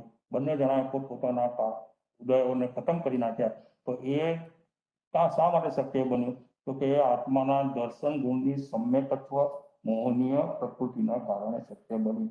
અને ત્રીજી પરિસ્થિતિમાં આપણે જ્યારે ક્રોધનો ઉદય આવ્યો ત્યારે આપણે અંતરની અંદરથી કે બહારથી કોઈ પ્રતિકાર ન કર્યો, સામેવાળી વ્યક્તિ પ્રત્યે કોઈ દુઃખ ના થાય તેવું વર્તન પણ ન કર્યું અને તેને ક્ષમા આપીને તેનું સમાધાન પણ ના કર્યું, એટલે કે પાછી આવી પરિસ્થિતિ ઉત્પન્ન થવાની શક્યતા થાય તેવું એવું વર્તન કર્યું, તો તે મિશ્ર મૌન્ય કર્મની ઉદયમાં લીધેલું પગલું હતું.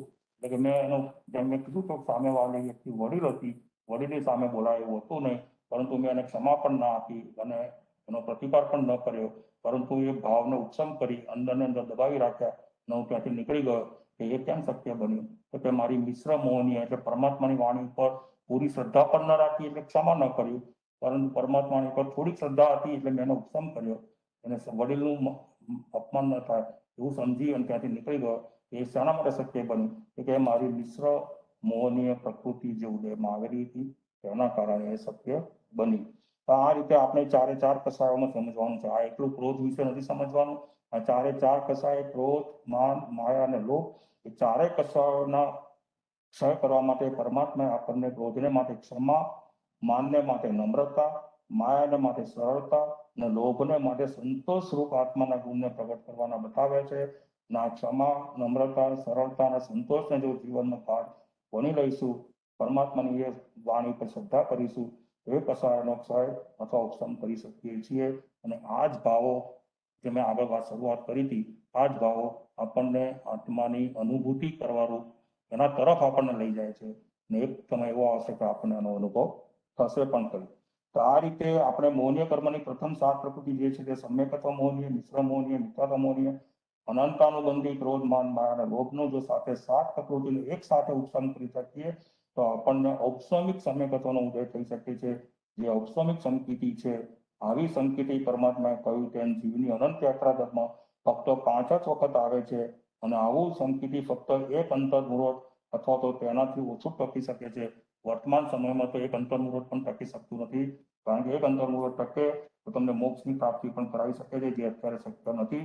તો આપણને 1 minute, 2 minute, 5 minute, 10 minute, 15 minute એવા ભાવો આવી શકે છે કે આપણી એ સાથે 7 પ્રકૃતિનો આપણે ઉપશમ કરી શકીએ.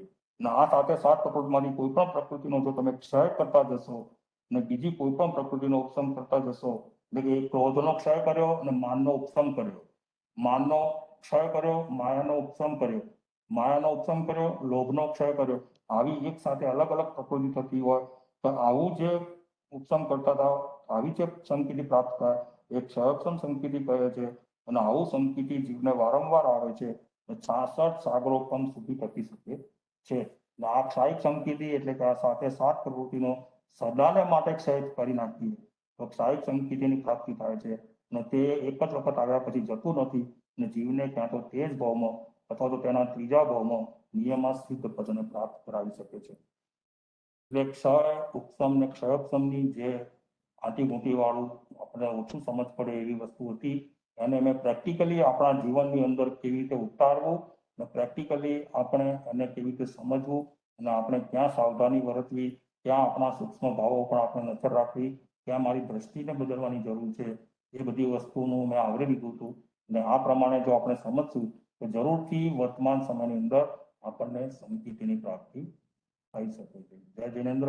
મારા પરમાત્માની વાણી વિરુદ્ધ મારા સમજવામાં, બોલવામાં કે તમને સમજાવવામાં અને તમને સમજણ પડે એમાં કોઈ પણ વિપરીત વાણીનું વર્તન થયું હોય તો કશું નહીં.